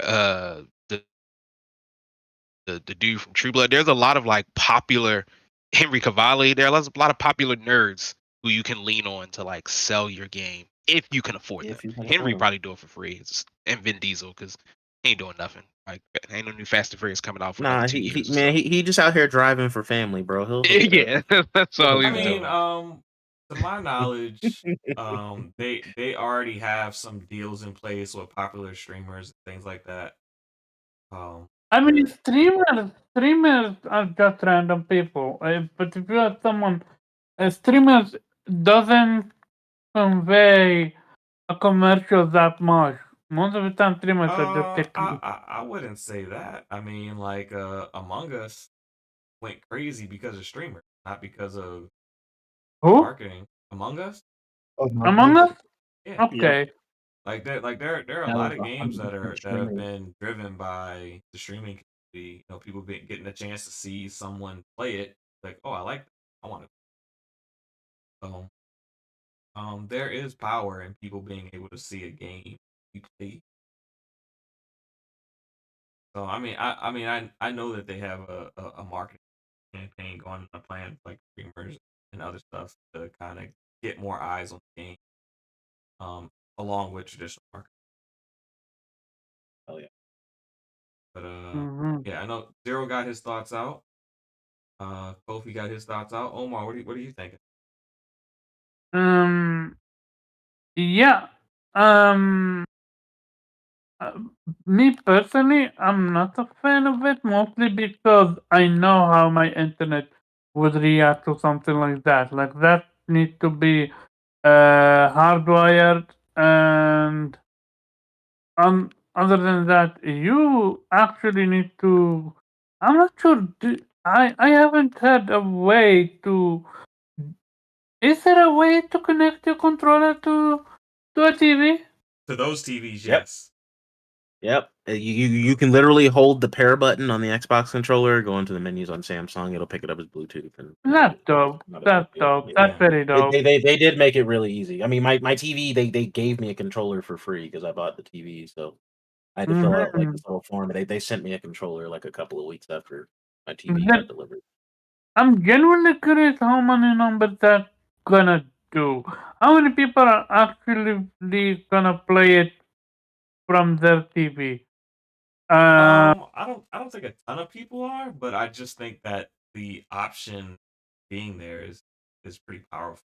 Like if you just want to, check something out, or um, I believe that when you purchase one of them Samsung TVs, they do come with a Game Pass like free trial, right? Yeah. Yeah, so it comes with a Game Pass free trial. Get a controller, get to play the game. They're really pushing it. Like I have to see that gaming hub every time I do anything on TV. So Yeah, so Do I we know mean, the pre-order numbers? no, because um Xbox never releases those numbers. What are you Mhm. guys I know that expecting in terms of like interactions or like what would be like a I don't know, what are you thinking like do you think Steam is going to say like this many concurrent players or something like that? Well, Steam always lists their concurrent players. Yeah. I would say I would assume that it's somewhere, but if it has the type of success like Forza Horizon had, maybe uh somewhere between five. I'm gonna go a wide number, somewhere between like 5 and 15 million, like the first month Wait, for players. the had online? Forza Horizon 5. Like Forza Was Horizon it 5 also on are TV? you had just talking about just number of players, or are you talking about yeah, I guess no, like Yeah, the number peak of players. release You like guys oh, go ahead. yeah, I would think they get close to 20 million players the first month. I You can said see it. 20 million players. Okay. So like I would say about, you know, maybe 30 to 40% of Game Pass subscribers try the game out. Um, that'll be part of it, and then on top of that, you have your Steam sales and your, it's not just available on Steam. Your uh, PC Game Pass, PC players, however they decide to digest it. I think that'll be the Right. other portion, and then you got people who buy the game traditionally, And yeah, I think that right there will probably get you close to about 20 million the first month player. That would be my assumption. What do you think, I mean, Jube? Yeah. I bought it, so I mean, I'm not playing it on Game Pass. I did actually buy the damn game. So do you think it'll be like 20 million in September? Like by the end?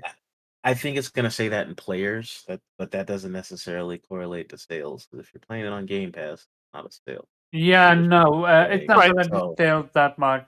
Yeah, Players, but like it's gonna. but if you're like at like 10 million on September 1st, then that's like 10 million people. That's pretty crazy. Yeah, that's pretty crazy. That's 10 million Actually, people. that's 10 million people that bought the premium, either the add-on or yeah, that's what I'm the saying. actual edition or the consolation edition. So I'm in that group. Yeah, because that's what happened with Forza Horizon. They had like 10 million players on early release. So, yeah, which means like that those were sales. money. Some money was spent. They weren't to get game. there. They won't count as game sales, but they were sales because they bought that add-on, which was like $30-$40 by itself. So no, the premium was 50, bro. It wasn't 30 for Forza. Was, I mean, I know I bought it, but I don't remember how much it was. I know I bought it. That's all I know. It was like 8 different versions, I feel like, of that game. Because I bought it on Steam. There was the premium was $49.99. It's $50. Yeah, What was it? Oh, I don't remember that. No, this only pertains to Game Pass subscriber. If you're a Game Pass subscriber and you didn't want to buy the game, but you wanted early access and you wanted like premium cars and things like that, there was a pack that was $50, and they gave you, and you got to play the game 4 or 5 days early. And you got the premium cars. That's right.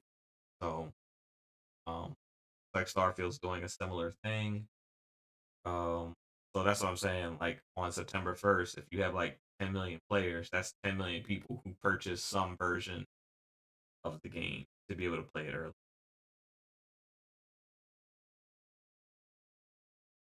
But yeah, any more thoughts, Omar? I mean, No, I think we covered that extensively.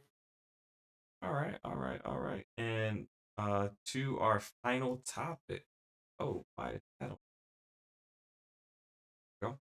So our final topic of the day is the Final Fantasy XIV to Xbox announcement, along with the Square Enix quarterly earnings. So the Final Fantasy XIV to Xbox, a really big announcement because no one really saw that coming. And if you guys didn't see it or listening to us or watching us, Square Enix was hosting an event, and out of the blue they announced Phil Spencer on coming to the stage, and they make the announcement that one, Final Fantasy XIV is coming to Xbox, and two, the CEO of Square Enix actually came on stage as well. But I might sneak. Excuse me if I do. And he made a commitment to bring whatever possible titles they can to the Xbox platform. So it kind of showed a reinvigoration of the Square Enix relationship that was really going well up until the ABK announcement. And then it just kind of died off. But it seems like they're back on the right track. And then we also got the Square Enix quarterly report. They did not do the best, but we did get some we saw that their operating income dropped like 78%. We saw that Final Fantasy 16 did do well, but it didn't meet their peak sales goal, but it did hit in range of what they wanted. And oh, I love you. And lost my train of thought. But yeah, so they are doing they did have a bad quarter, and the stock reflected as I think it dropped 22% as a result. But what we did learn is that Square Enix is moving away from the AA titles, which means that we can see a. Hey, don't touch any of those over there. That might be my. Take this. It might be my sauna water. Um, so keep messing up my train of thought. So stock dropped 22%. But what we did see is that Square Enix announced that they're making a commitment to only focusing on AAA titles. Which is stupidity at its best. Which means that games like Octopath Traveler, we could no longer see anymore. Games like Bravely Default is one of their games, as well, right? Yeah. Yeah. Bravely Default. Do they do Starfield, which was a great No, that's game. Capcom. Okay.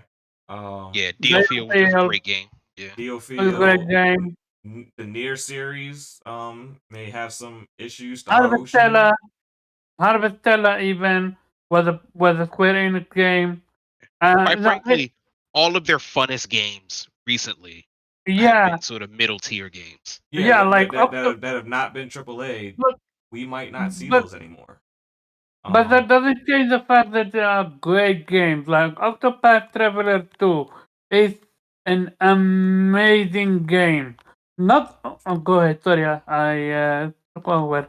No, but the point that you're making is true. They make a lot of smaller games, but a lot of those smaller games are great games, just not high budget AAA games. So I just want to kind of get everyone's perspective on the commitment to the relationship with Xbox now and the news coming from the stock. Y'all can come at it from either angle. I'm just letting y'all cover the whole thing. I'm gonna go with Omar first. He kind of had his train of thought and what he wanted to say in order already. So yeah. So about the whole Xbox and Final Fantasy 14, do we know why it wasn't on Xbox? You know what the rumors are. There wasn't a. What's the rumor? Yeah, what was the rumor? Kofi? That Xbox wasn't interested in crossplay at the time. Yeah, crossplay. Yeah. Are you sure? Okay. Yeah. I mean, I'm sure that may have been a rumor, but it feels like Xbox has been the hardest pusher for crossplay amongst the platform holders. Not before. They were against it before. When did 14 launch? When PlayStation asked for it, Microsoft rejected it, which I think PlayStation has always been the biggest rejecter of crossplay. No. PlayStation during PlayStation 3 era, they wanted crossplay. Microsoft said no. 14 was on PlayStation 3? Yes. It's old as shit, bro. It's old as hell. Yeah. It got a whole like revamp, but like it dropped in like 2010, I think. Yeah. So PlayStation always wanted crossplay. Microsoft said no, and then PlayStation was the market leader. Microsoft wanted crossplay. PlayStation said no. So it's kind of like that. Congrats on them getting it. I guess. I found this whole comment about commitment to bringing more games very weird, mostly because Xbox has been getting more games. Like Starfield is on there. Harvestella isn't, but Harvestella isn't on Xbox, on PlayStation even. It's not consistent. Like they are getting Xbox does see games from Square, but it's very inconsistent. Like how they got Octopath, but not Octopath 2. How they're not getting Star Ocean. Octopath 1 is done from PlayStation, and 2 is. Yeah, and that's one of the issues with Square in general is that they don't they don't release games in a way that makes sense. Okay, so there is that. Other than that, when it comes to Square Enix earning stuff like that, like look, You alienated your fan base with 16. You got away with it. Congratulations. Um, I, the I whole honestly, yeah. Go ahead. I think 16 would have hit their sales numbers if it If it wasn't a was sale. fan base, And not just that. Like I said, it needed more platforms. That if that shit just had a simultaneous PC and PlayStation launch, it would have hit its numbers. It did hit its numbers. it did. It just didn't hit the It did high came end here. of like basically it's like we're about to release 16. Our sales projection is anywhere from 3 to 7 million. It landed at 4. We were really hoping to get to 7, but it landed within the range that we were expecting. That's basically what they were saying. Yeah, it did. It did hit. It's not like it didn't do well. It's just the game was made to be at best. Has nothing to do with the game being. That is a great that is a great game. Even though as an RPG fan, it's not a great RPG. It's still a really good game. Okay. Talking about now the roadmap. I'm not a fan of it. Absolutely. And this is coming from a person that loves AAA, blockbuster, and all that jazz. Like, no. Especially when you compare 16 to Octopath when it comes to turn-based and just RPG mechanic. Like, Octopath Traveler 2 have more JRPG mechanic and just one character than Final Fantasy 16 entire game. That's how different it is. And real talk, I enjoyed Octopath Traveler 2 more than 16. And I love Diofield. Diofield was a great game. I didn't play Final Fantasy 7 Classic Core. That's on my list. Other than that, I never had access to their other games, but now I do. So I have heard so many good things about Triangle Strategy. So I I don't I can't comprehend why you can't do both. Why Well, must it because be bad? the reason that they can't do both is because they have been failing for a long time. And with every failure, you've seen Square Enix have to shrink a little bit more and a little bit more. We saw it with them shutting down the studio that made Forspoken.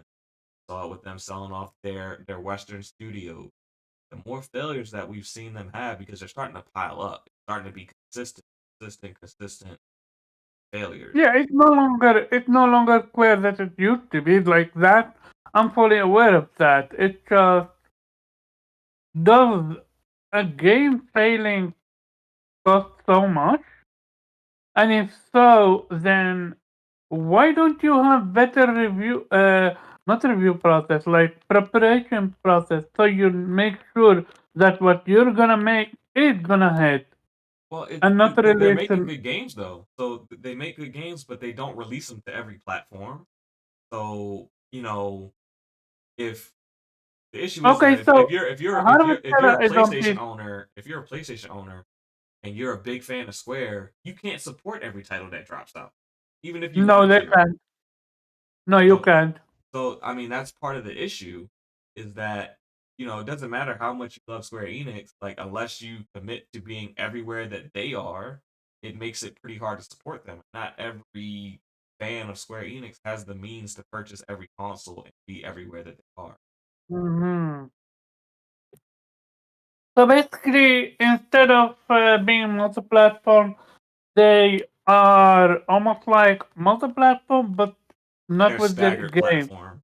It, it, yeah, that's more than alienating fan base. Now, your people don't know where they should be for a game. Like for example, Octopath people that played one may never had access to two, and vice versa.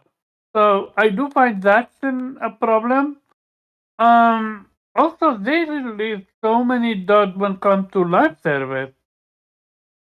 and that also count as well. Yeah, I'm not sure what they're gonna do. Yeah, they had a hit They on their hands with Outrider, and they just really? yeah. They The game fumbled it. They the fumbled. They game was fumbled it. wildly They found. successful. Oh, It failed. I thought Outrider is a hit. It's not a hit. I played It the was a demo. hit. It was a Oh, hit. The game hit hard. What happened is they didn't have the server support, and it killed the game. The fact that they didn't have the server support is what killed the game. when the game was released, it was released buggy and broken. I But remember it. everyone was playing it. The only thing that stopped people from playing it was the fact that the servers kept crashing, and you had to wait 2-3 Yeah, hours just to get in. and a game was buggy. But that's the thing, though. If you why, how can you not have forecast that? Like, how can you be in in this industry and not think, oh yeah, if we're gonna make a good game and people gonna want to play, we need better service. Well, even the Final Fantasy 14 servers are an issue because they always cut off how many people they cut off sales of the game at points in time. Like, oh, we can't handle adding any more players. So they even have problems with their flagship title, their flagship So live service title. is this not then a self gunshot wound? Yeah, it's A lot of definitely it a is. self-inflicted wound. A lot of it 100%. is. They shot themselves in the foot. Yeah. Resource management. So how do you Hopefully, fix them that? having a new lead will help. I mean, they've But changed but leadership. but to That's be what they're. fair, but the previous one was terrible, and people were happy that this one was gone, and this one and the another one came through, and he's doing some weird moves. So you're like, Well, he's consolidating the company and focusing them on what he feels they do best. He doesn't want them to take a step back and go purely into double A. So he wants to focus purely on triple A, and then maybe once they have a couple more successes, they have the potential to go back, to double A games that you know. but the double A are amazing on Inaki. I But they're love not that game. set. They're not. If the double A was carrying if they were carrying Square, they would still be making the game. So they aren't selling enough. Triple A's aren't necessarily selling enough. I think they just decided, we're gonna hang our hat on Triple A, and at some point we could probably play. It makes a question like, how long can they survive before getting bugged? If they've downdated, I would say they probably have a good 3, maybe 4 games in them, because Final Fantasy VII is gonna hit. Yeah, I mean, but that's the thing. That's nostalgia. And remember, they're making 9. And I Another think nostalgia. I think 7 is releasing on PC at the same time. I don't think it's No, console it's exclusive PlayStation day one. only. It's PlayStation day 1 and then later PC. No, Okay, it's it's only not gonna PlayStation. release PC. Oh, that's gonna hurt. Day 1 and PC? I don't see that. I'm pretty sure PlayStation bought the exclusivity, time exclusivity deal for this one. But they did it with 7 Remake. And you're not gonna buy something and just buy it the first one. Like, I'm pretty sure they have the entire Final Fantasy locked to be released first on PlayStation. Otherwise, the deal would have made 0 sense. Well, it's That's still insane. releasing first on PlayStation. It's just PC at the same. No. I don't think No, that's I'm gonna just be the saying case. that they could do that. That's all I'm saying. Like They can do that. Oh, yeah, I it could got still you. be exclusive to the PlayStation as far as console. You could still, but it's not. I just looked at it. It won't be launching. No, it won't. It makes no sense. It makes sense for Square. They need as many sales as they can. It makes no sense for PlayStation because they bought the exclusivity deals. That's why. But going off from that, I disagree that they have 4 games before they can be purchasable. I believe if Kingdom Hearts 4 doesn't hit, 7 we know it's gonna hit, but 4 debatable because 3 was disaster. If 4 doesn't hit, I think that's when they're like, they're gonna put themselves up for sale. Because they can't keep making mistakes. Like Final Fantasy 14 is doing some numbers for them, but They actually it's do well not in like live service games. They do well in mobile, and they do well with Final Fantasy 14. They do well in live service. I mean, Foam Stars is coming. That could be solid, maybe. which one? I'm not gonna Foam lie. Stars. When I Foam look at Stars. Foam Stars, I'm not trying to hate on Splatoon. I just think Foam Stars looks kind of decent. It has an opportunity to take the Splatoon, or at Oh, least Foam Star. expand the Splatoon. I would actually try it. Yeah. Foam Star, people that tried it, they're in love with it. So that might be a hit, but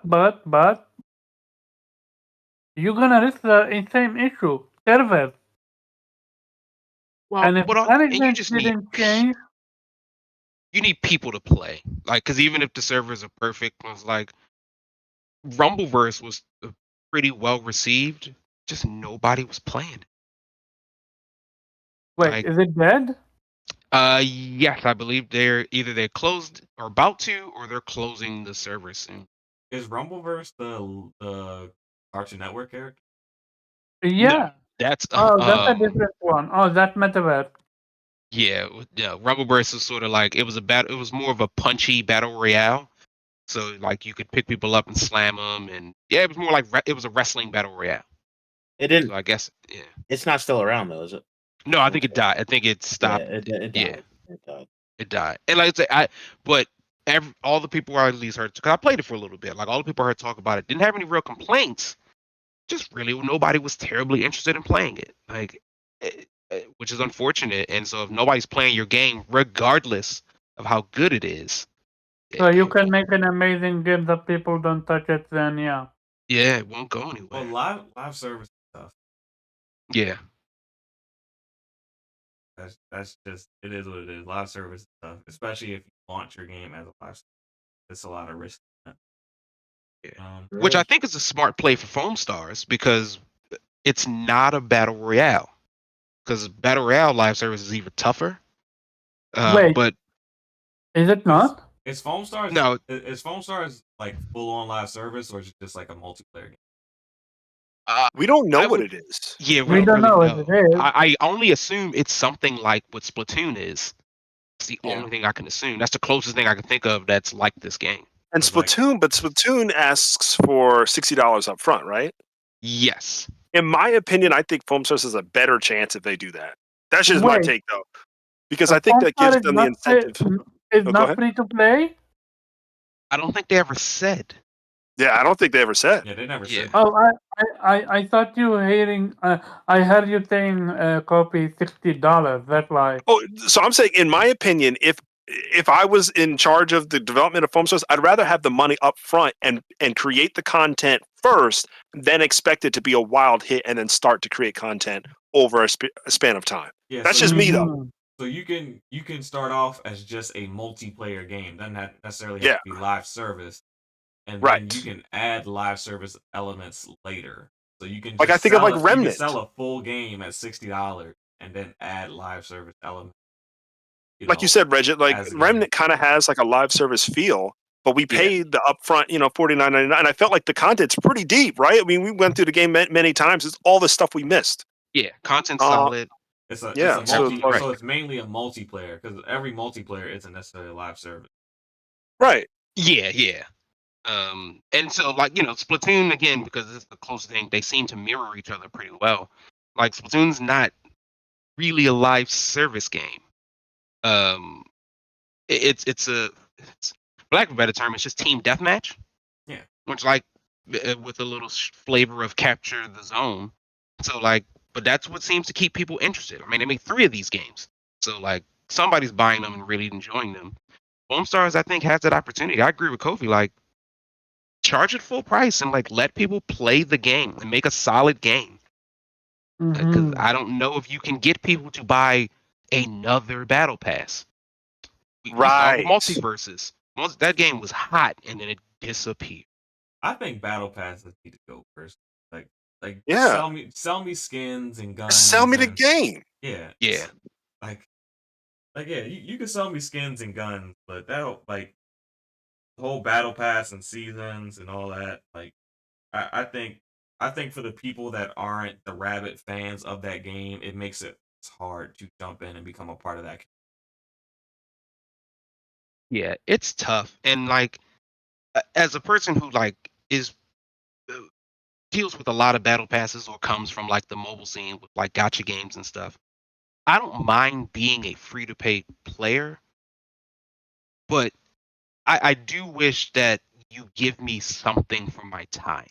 Like, even if it takes too long, but inevitably, like, I should be able to earn enough premium currency to get a battle pass.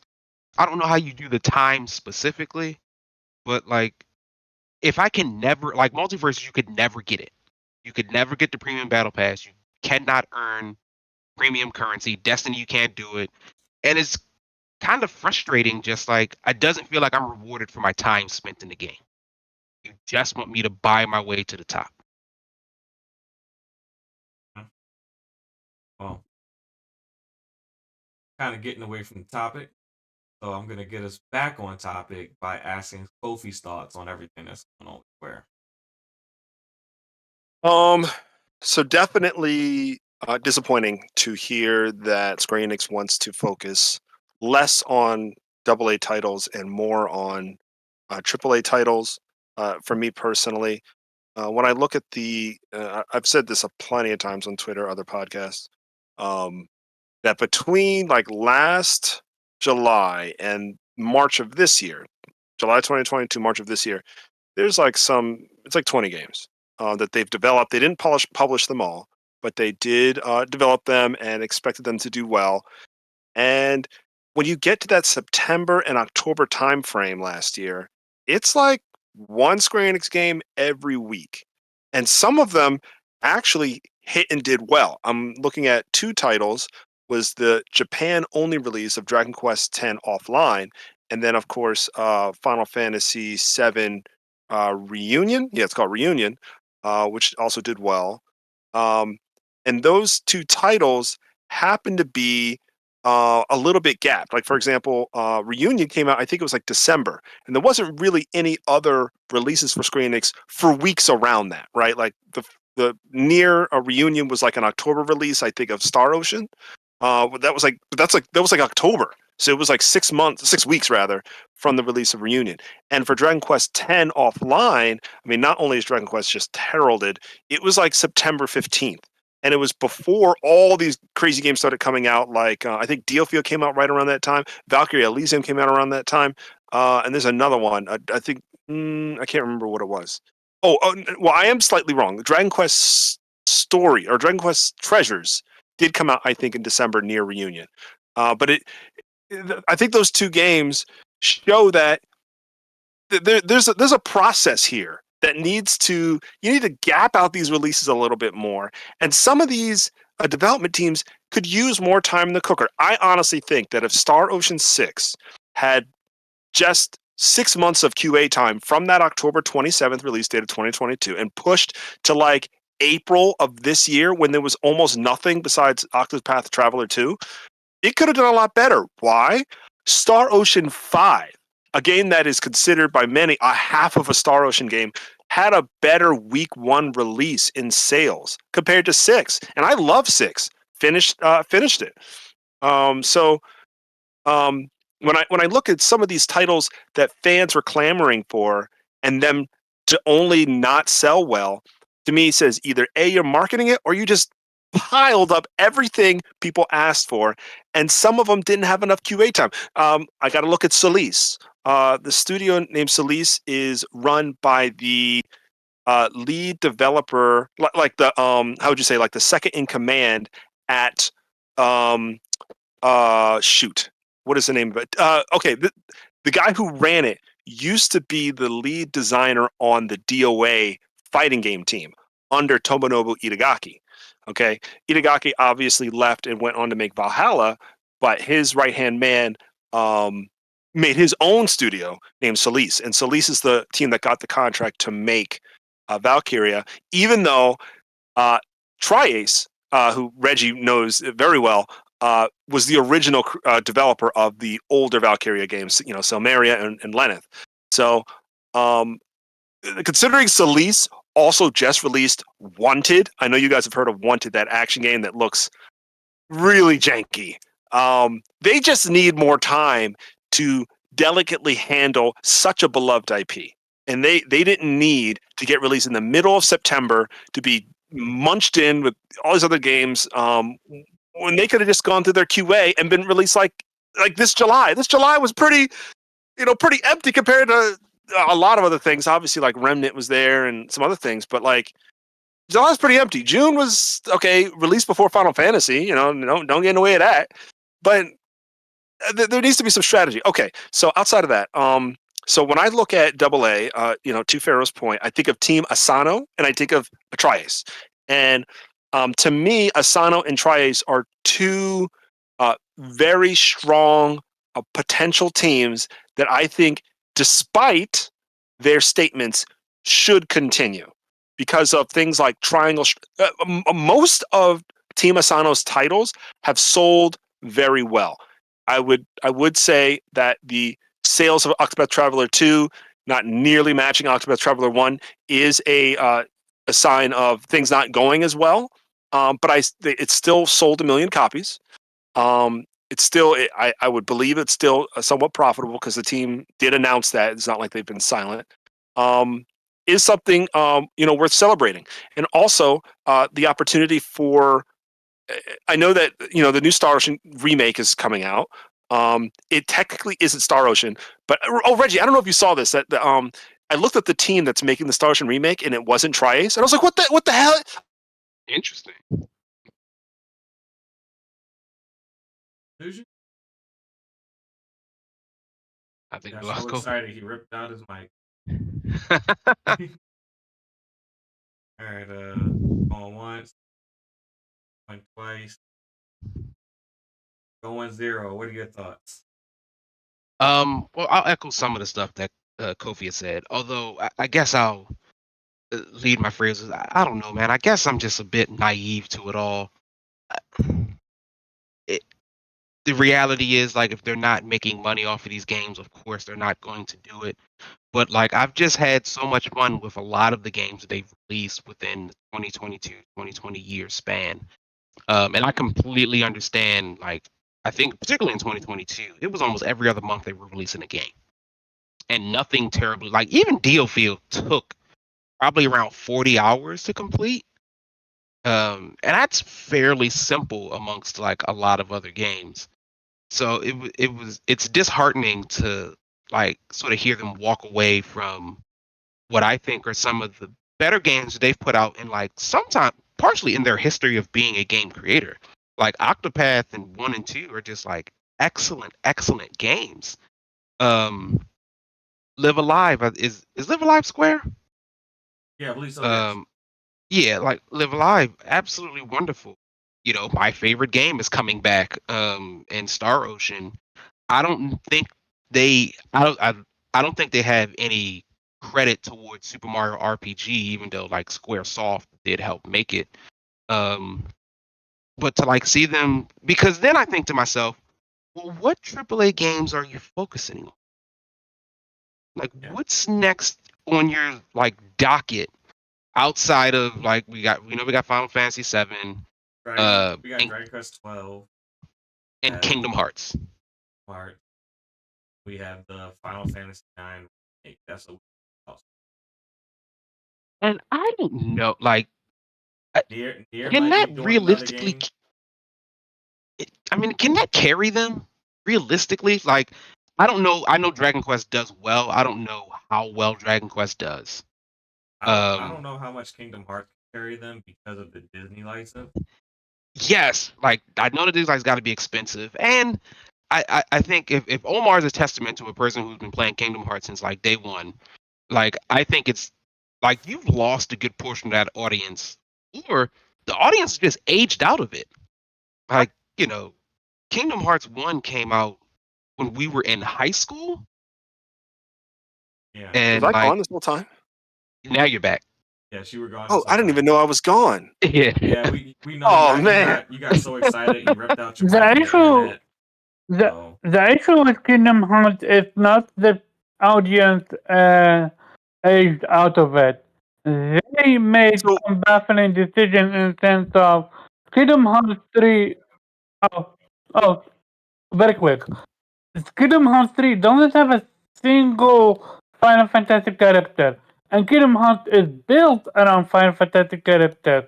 Between that and between making the game way too easy, only for later introducing a DLC that gave you a hard boss, it's just a baffling decision after baffling decision. But that's Really- about it. So really quick, you guys didn't hear anything I said. I was just rambling. yeah, My- You were gone. yeah, you were on your Oh, Kofi shoot. rant, and Yeah, you stopped off at you were asking me about the team who made the Enix team who made Star Ocean aren't the people who are doing the new one. Oh, okay. All right. You heard most of my rant then. All right. Okay. I feel a little bit better now. Okay. I mean, and I agree with you, Omar, but like even that, I think if there was a shorter amount of time period between they came out, just because when you're younger you have a different sensibility than you do now as an older person who's like what you will and will not tolerate. Like partially that's also what I mean by aged out of it. It's like, when I was in high school, those level of mistakes would be forgivable. What else am I going to do? I'm way out of high school now. There are too many other games to me to be focused on for Kingdom Hearts 3 to come out half-baked, half-cooked, and Right. half-ready to be presented. And then you want to build all the strength of that to Kingdom Hearts 4, and I'm probably like, no, I'm not interested anymore. And let alone, who knows when Kingdom Hearts 4 is actually going to drop. Right? I think it's supposed to be 2025, but Lord knows with how long we got from 2 to 3, who knows when this game will drop, which will once again push me further and further out of the age range to be forgiving or just begin to care about like what they got going on in that space. So I don't know if they can carry off of the, I guess maybe 5 or so top tier games, which realistically will only really come out within 5 years of each other, right? Like I don't think we'll just have this 1 year of all the Square Enix bangers dropping at the same time. So then it becomes, can Final Fantasy VII sustain you for a year or two?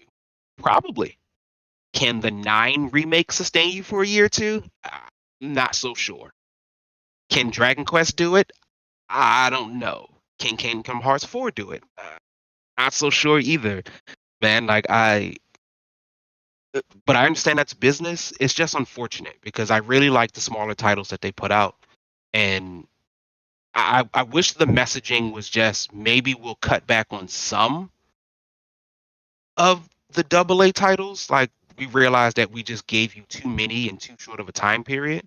Because Kofi's right. Like they could have held some and dropped it now. Yes. We don't got nothing going on right now.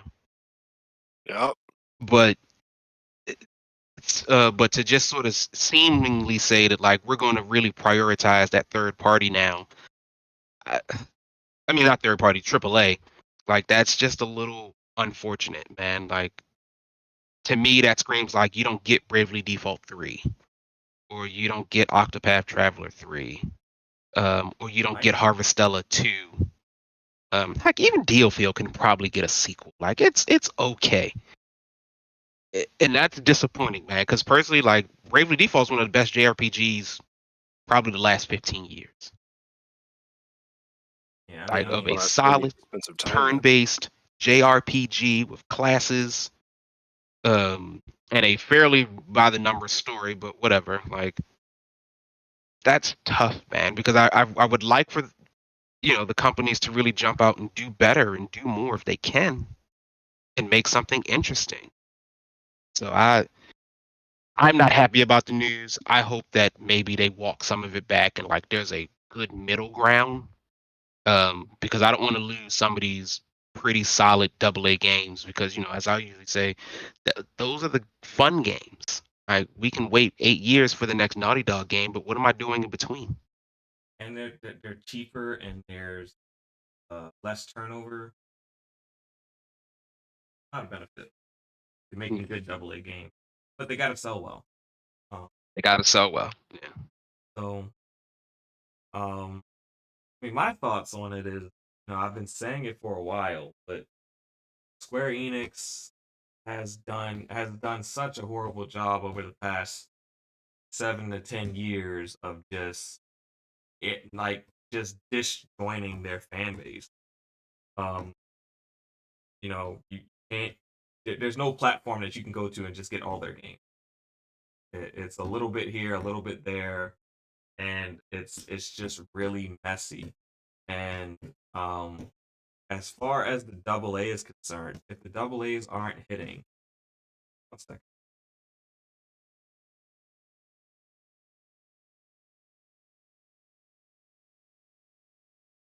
As far as the AA is concerned,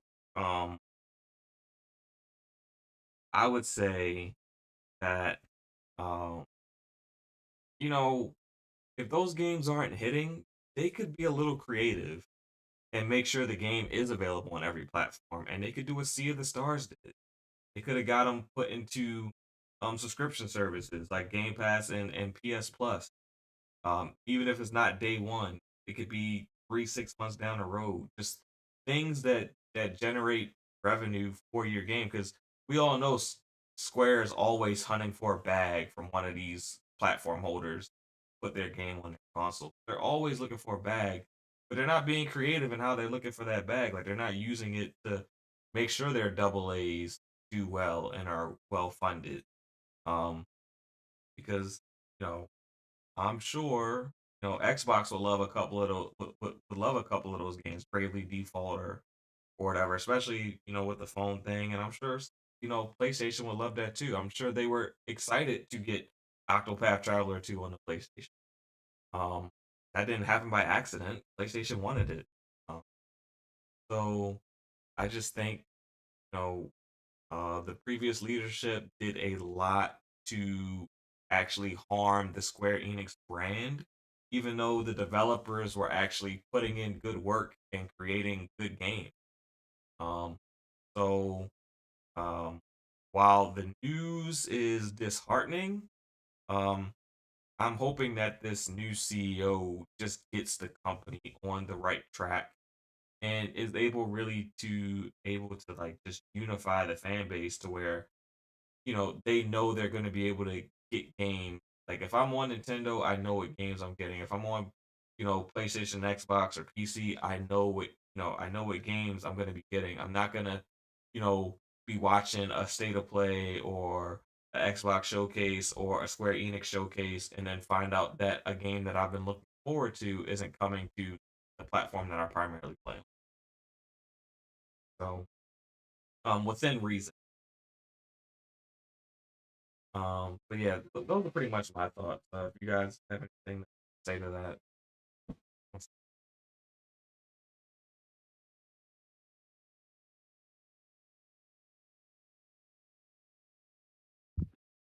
I don't know, man. Like, I guess I agree. Because Omar, you said you're playing Harvestella, right? Yes, but I'm new to it. I have literally just started it. Yeah. So But I like, didn't fight, I didn't do anything. I just started the game and I'm like maximum 10 minutes in. right. But like a good opportunity to play a game that like, you just couldn't get around to for whatever reason. Yeah, I Yeah. didn't have a I didn't have a PC. It's either Yeah. on Switch or PC. Same with Triangle Strategy, which I heard it's a great game, and there is also Bravely Default. So I have a lot of catch up to do, but here's the thing. I played most of their games, like Oninaki 2. Oninaki, I love that game. My issue with Square, they released too many games. Dial it back. Instead of releasing too many games, release Coffee. Do you remember how many games they released last year alone?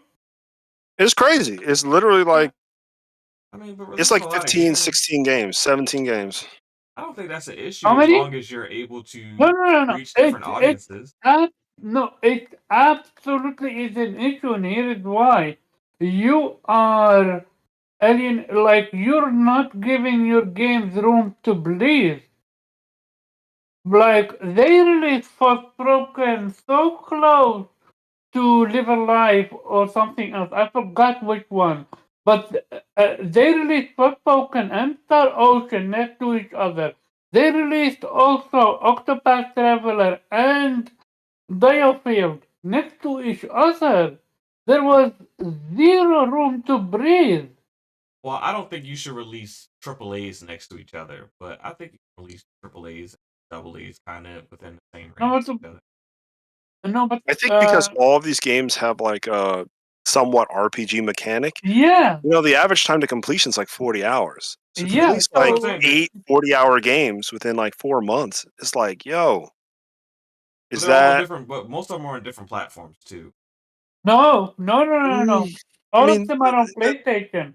What they released, most of them are on PlayStation, but they didn't give the people room to breathe. Them 18 games weren't all on PlayStation. I know a good majority of them were, but I not mean, all. you're right.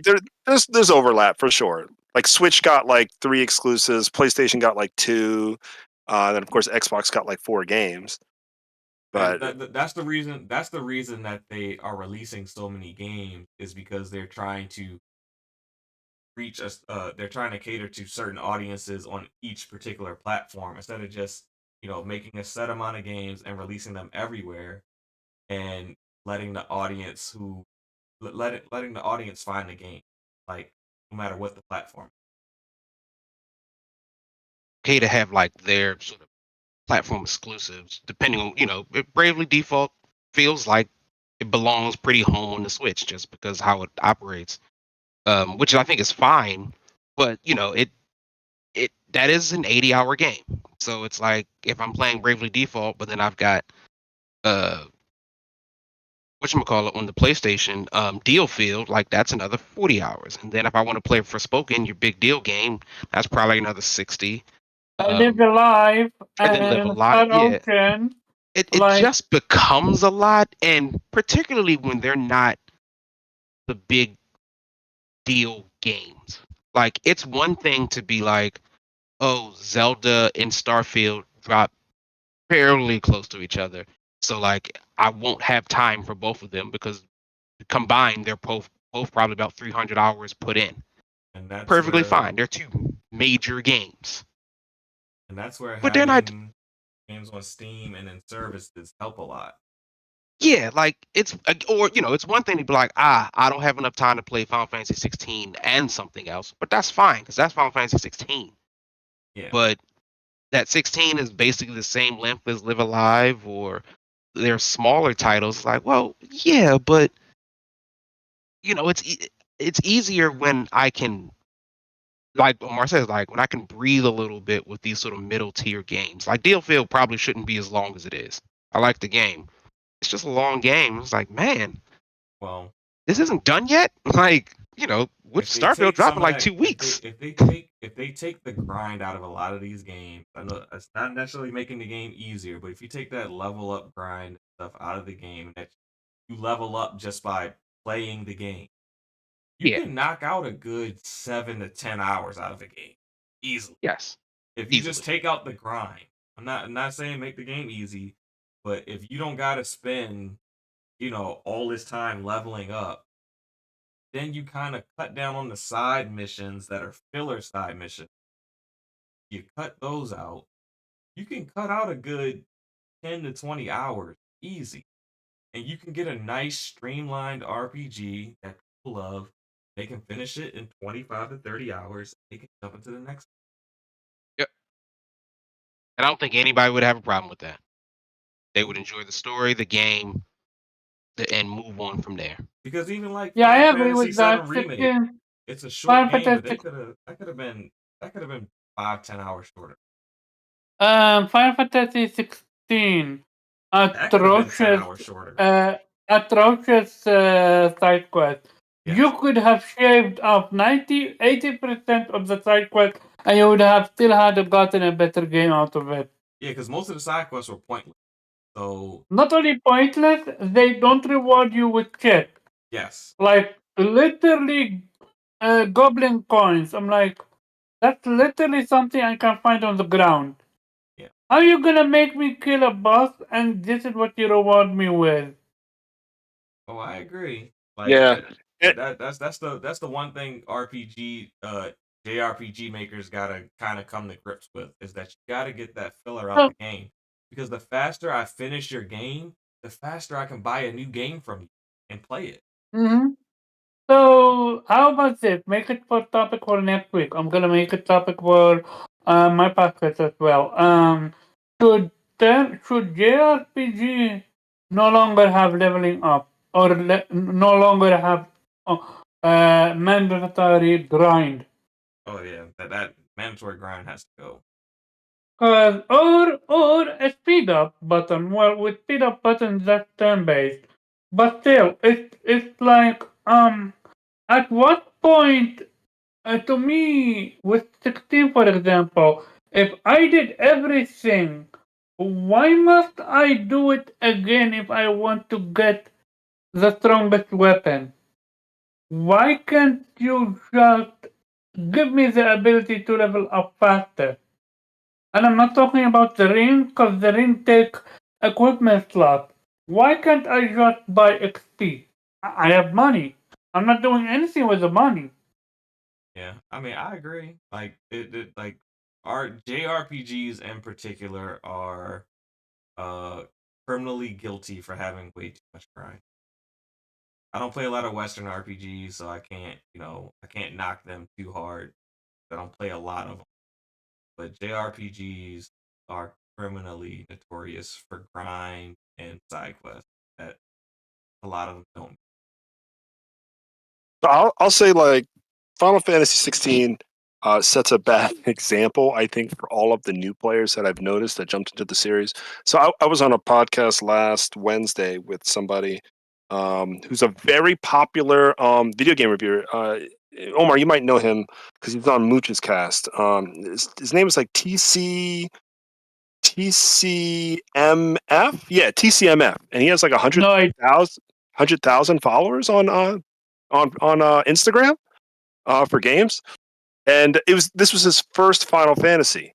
And he was going through the whole cycle of things. Pharaoh, you would have laughed so hard. Like there was this one scene I freaked out because he was like, just to give an idea of like how new they are to the series. The host was like, there's a lot of themes between the Final Fantasies. For example, there's a Cid in every game, and we know you love Sidolphus, but there are other Cids. He's like, there's no Cid in Final Fantasy VII Remake. I was like, you shut your mouth, because there's like this like angstiness I have. I've seen so many people say the same thing. Like, I've never seen a Cid in Remake. He must not be in that game. So there's exceptions. I'm like, well, yes, there's not a Cid in every Final Fantasy, like 1 and 2 or something. But Well, you Final Fantasy Remake is got to not know a complete Highwind. game. It is. I know. Well. It was a whole thing. It was a whole thing. I was like, I knew you'd say that. I know you don't know Highwind, but Highwind, he's one of the best ever. Yeah, you don't know what you talk about. So it was a great podcast. But what I mean is, so many people are jumping into the series based on what I'll say the approachability of this game, but it comes at a sacrifice. Omar, you had great points about like finding a marble. If you can press circle at the right time, you can defeat a marble. But in the old Final Fantasy games, you needed to equip the right things. You needed to complete subquests that meant something to your reward. I will say that certain subquests that were at the end of Final Fantasy 16 were really, really good. And I guess we already had our spoiler cast. I don't need to go into that. They were. They were. Some really good ones. Yeah. There were some solid ones, like Martha really came through solid. Obviously, Torgal had some great ones. Jill had a great one. Even like Blackthorn, I thought had a cool one. So the ones that revolved around characters that were mainstays within the story, they had some quality to them. But a lot of the other ones that you're just like talking to random Joe Blow, can you help me? Like, I lost my friend down the woods somewhere. Like, oh, I don't care about your friend down the woods somewhere. I don't. Yeah. There was some pretty less interesting ones. I'll say some Final Fantasies have like really good like visuals as you explore a new quest or bring it to a new area. 16 had that like a little bit, but not as much as like I guess I think of 10. 10 did a good job of like using environments that were very mystifying, at least back in 2001 when I played it.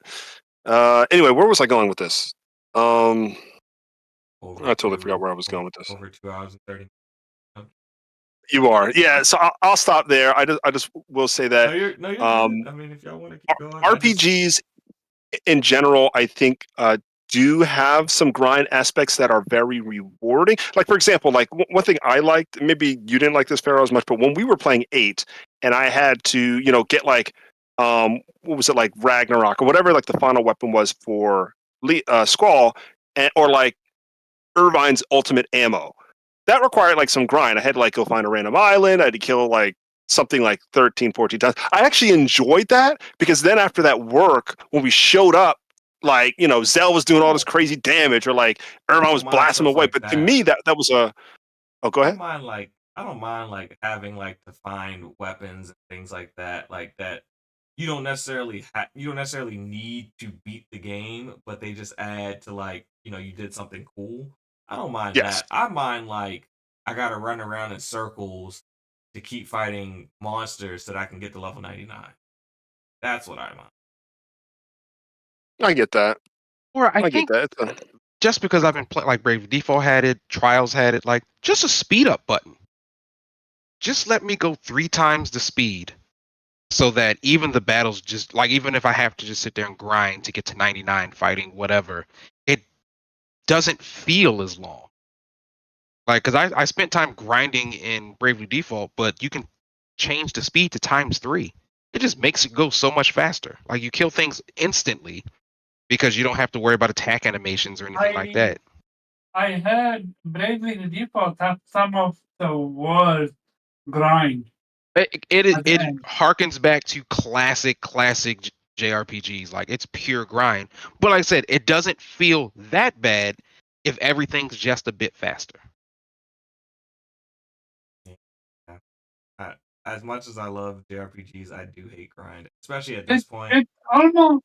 Oh, sorry. Go ahead, Zero. I just hate it. That's it. I don't have to go any further than that. I'm not a fan of JRPG grind. As much as I love it, like that's my, if I'm not playing a sports game, I'm playing JRPGs, and as much as I love them, I hate grind. Well, what comes down to it's almost like they want you to stay grinding, so it costs you time. It's like the more time you spend on the game, the better. That basically is their mentality. But it's not, because it doesn't make them more money. Grinding doesn't make any sense. Like, when you prove in yourself, when you beat the game already, why not reward the player, or just beat a very difficult boss? Reward the player. I do think we are so used to grinding that when you go back at it and look at it, you're like, grinding shouldn't be a thing. Let it be decision wise. If you want to fight enemies for resources, okay, but just for level up, no, don't. But I think it's time to end it, Pharaoh. Yeah, if you're done, if everyone's done, then we will roll out into our outro. And I guess we'll start with you, Omar. So you the last one to speak. Where can people find you? Very quick. Gear 5 was this week. Anyone liked it? I don't watch One Piece. My son just started watching One Piece yesterday. Oh. So I've seen it. Yo, One Piece goated. So, Kofi, you seen it or not yet? Oh, you're talking about the newest episode? Yeah.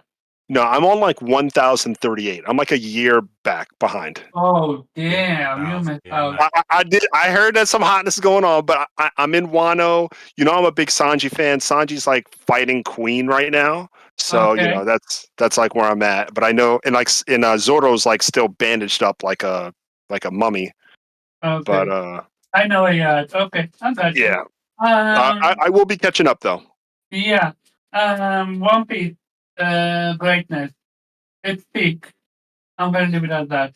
People can find me at Carbon Couture on Twitter and Gameslayer every Saturday, 5 p.m. Eastern time. Hit that like button and get out to the car. Right. And let's see. Kofi, where can people find you? Guys, as usual, you can catch me at creative_Kofi on Twitter. Playing greatness. I'm basically leaving my PSN out there for people to play Remnant 2 with, because I do want to do a lot more fun stuff. There's a bunch of people I saw playing it. Actually, my college friend, I'll have to remind you after the podcast. I saw him playing it, which wasn't expecting him.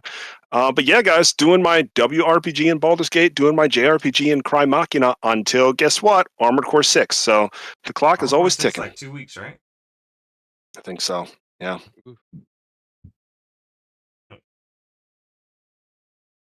Jube, where can people find you? Sure. Yeah, you can find me at Jube X Sensei on gaming platforms, Jube Sensei everywhere else. I don't even know. I'm trying to go through this backlog, so I've been pausing.